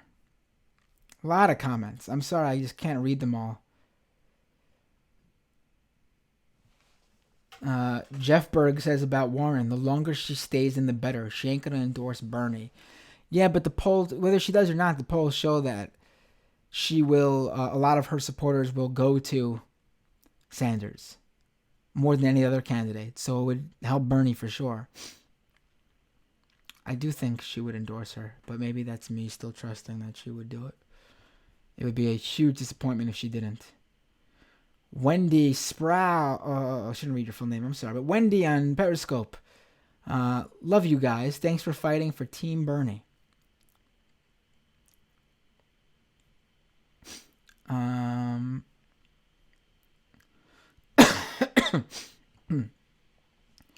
Miss Yoko says, hello from Germany. Wow, thank you for watching from Germany. Thanks for your live talk. No, thank you for watching.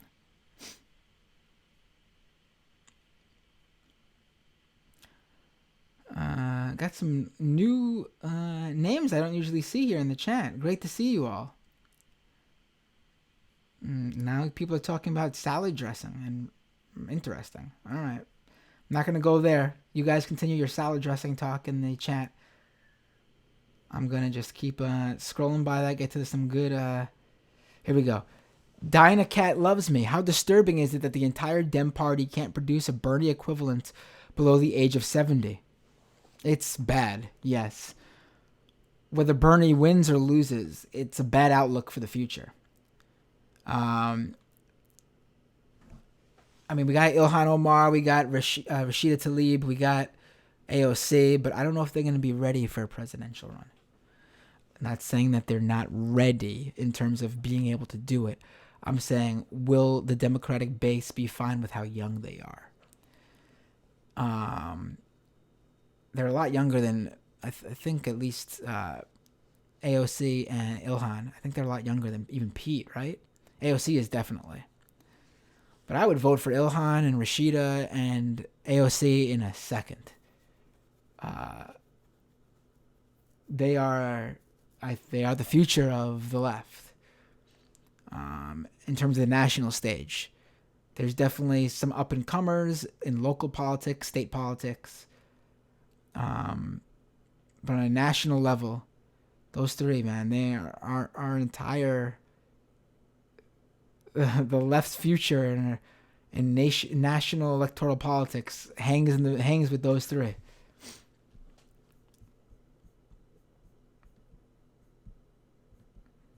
Defend them with all your might. But that also means calling them out when you don't agree. When they have a bad take. Because that's what you do with politicians. On the left, we don't let our politicians slide. We hold their feet to the fire. That means also legitimately criticizing Bernie when it comes to it. He's got issues. He's not perfect. This show is all about knocking the disingenuous attacks. But there's definitely things to criticize Bernie for. Of course, the people who hate Bernie wouldn't criticize him for those things because those are the things they agree with him for.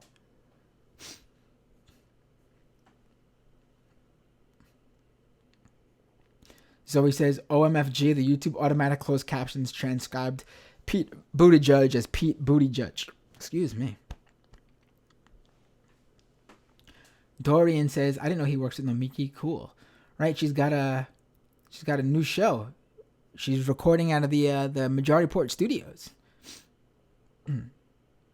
Zoe says, the rat fucker is trying to meddle in our bread prices. He should just stay in his damn country. Oh, you Canadian, Zoe? Zoe says, oh my God, I love the kitties on Matt's shirt. Right, I'm wearing my leftover crack shirt. And there are cats on them. Yes, thank you. Champagne Kami, when Mayo Pete is referencing his extreme whiteness, when I say Mayo Pete, I'm referencing his extreme whiteness, not his previous mayoral role. Right, Mayo Pete is great. I love it. Oh, this was Zoe when I sang the song. I hate you for singing this, Matt. Right, I like that though. I like my version. Had to have high. Pete had to have high hopes for a living. Shooting for the stars, bread prices could use some fixing. Perfect. I love it. As always says, kidding, I still love you, Matt, but that song is fucking awful. So get your forgiveness by singing your punk music, please. Zoe also said, Chad Bernie, bare chest in 80s Russia, please, Chad Bernie. Doomed with Matt Binders, brought to you by Coca-Cola. Coca-Cola, feel the freshness. Joke, Zoe. Listen, I would take money from Coca-Cola. Put that money towards the progressive cause. I mean, please. Who would be drinking Coca-Cola because of me?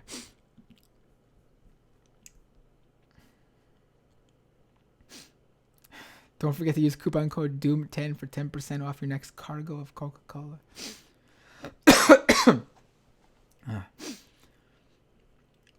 All right, I think that's it. A few more. Lord Arion says, President Bernard Sanders. Postal Workers Union endorsed Bernie. That's right, Lord. Right. Zoe says, Matt sounding like Zizek with those sniffs. Well, I'm sick. I'm not like this 24/7 like him.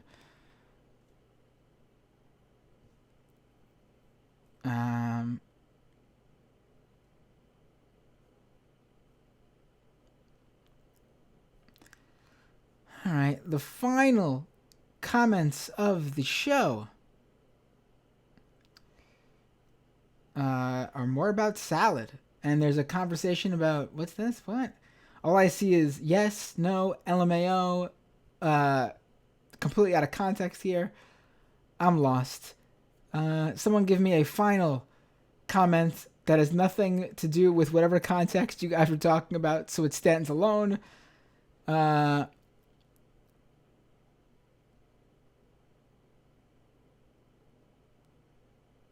right, I'll take this from Mighty Mouse. Fight the power. Folks, I will let you know about the schedule for next week. There's definitely a regular scheduled Doomed episode, but I'm leaning strongly into doing a post Iowa caucus show, and this is going to be late probably because I don't want to do it while it's going on. I don't want to do it as the results roll in. I don't want to do it when the results are first announced. I want to see some takes. I want to hear what the campaigns are saying. And so it's probably gonna be late, probably like how we do the debate, like 11:30, midnight start time. Probably be like a half an hour to an hour long show. Post Iowa caucus, and then on Wednesday or Thursday, regular Doomed episode. Folks, see you all next time on Doomed.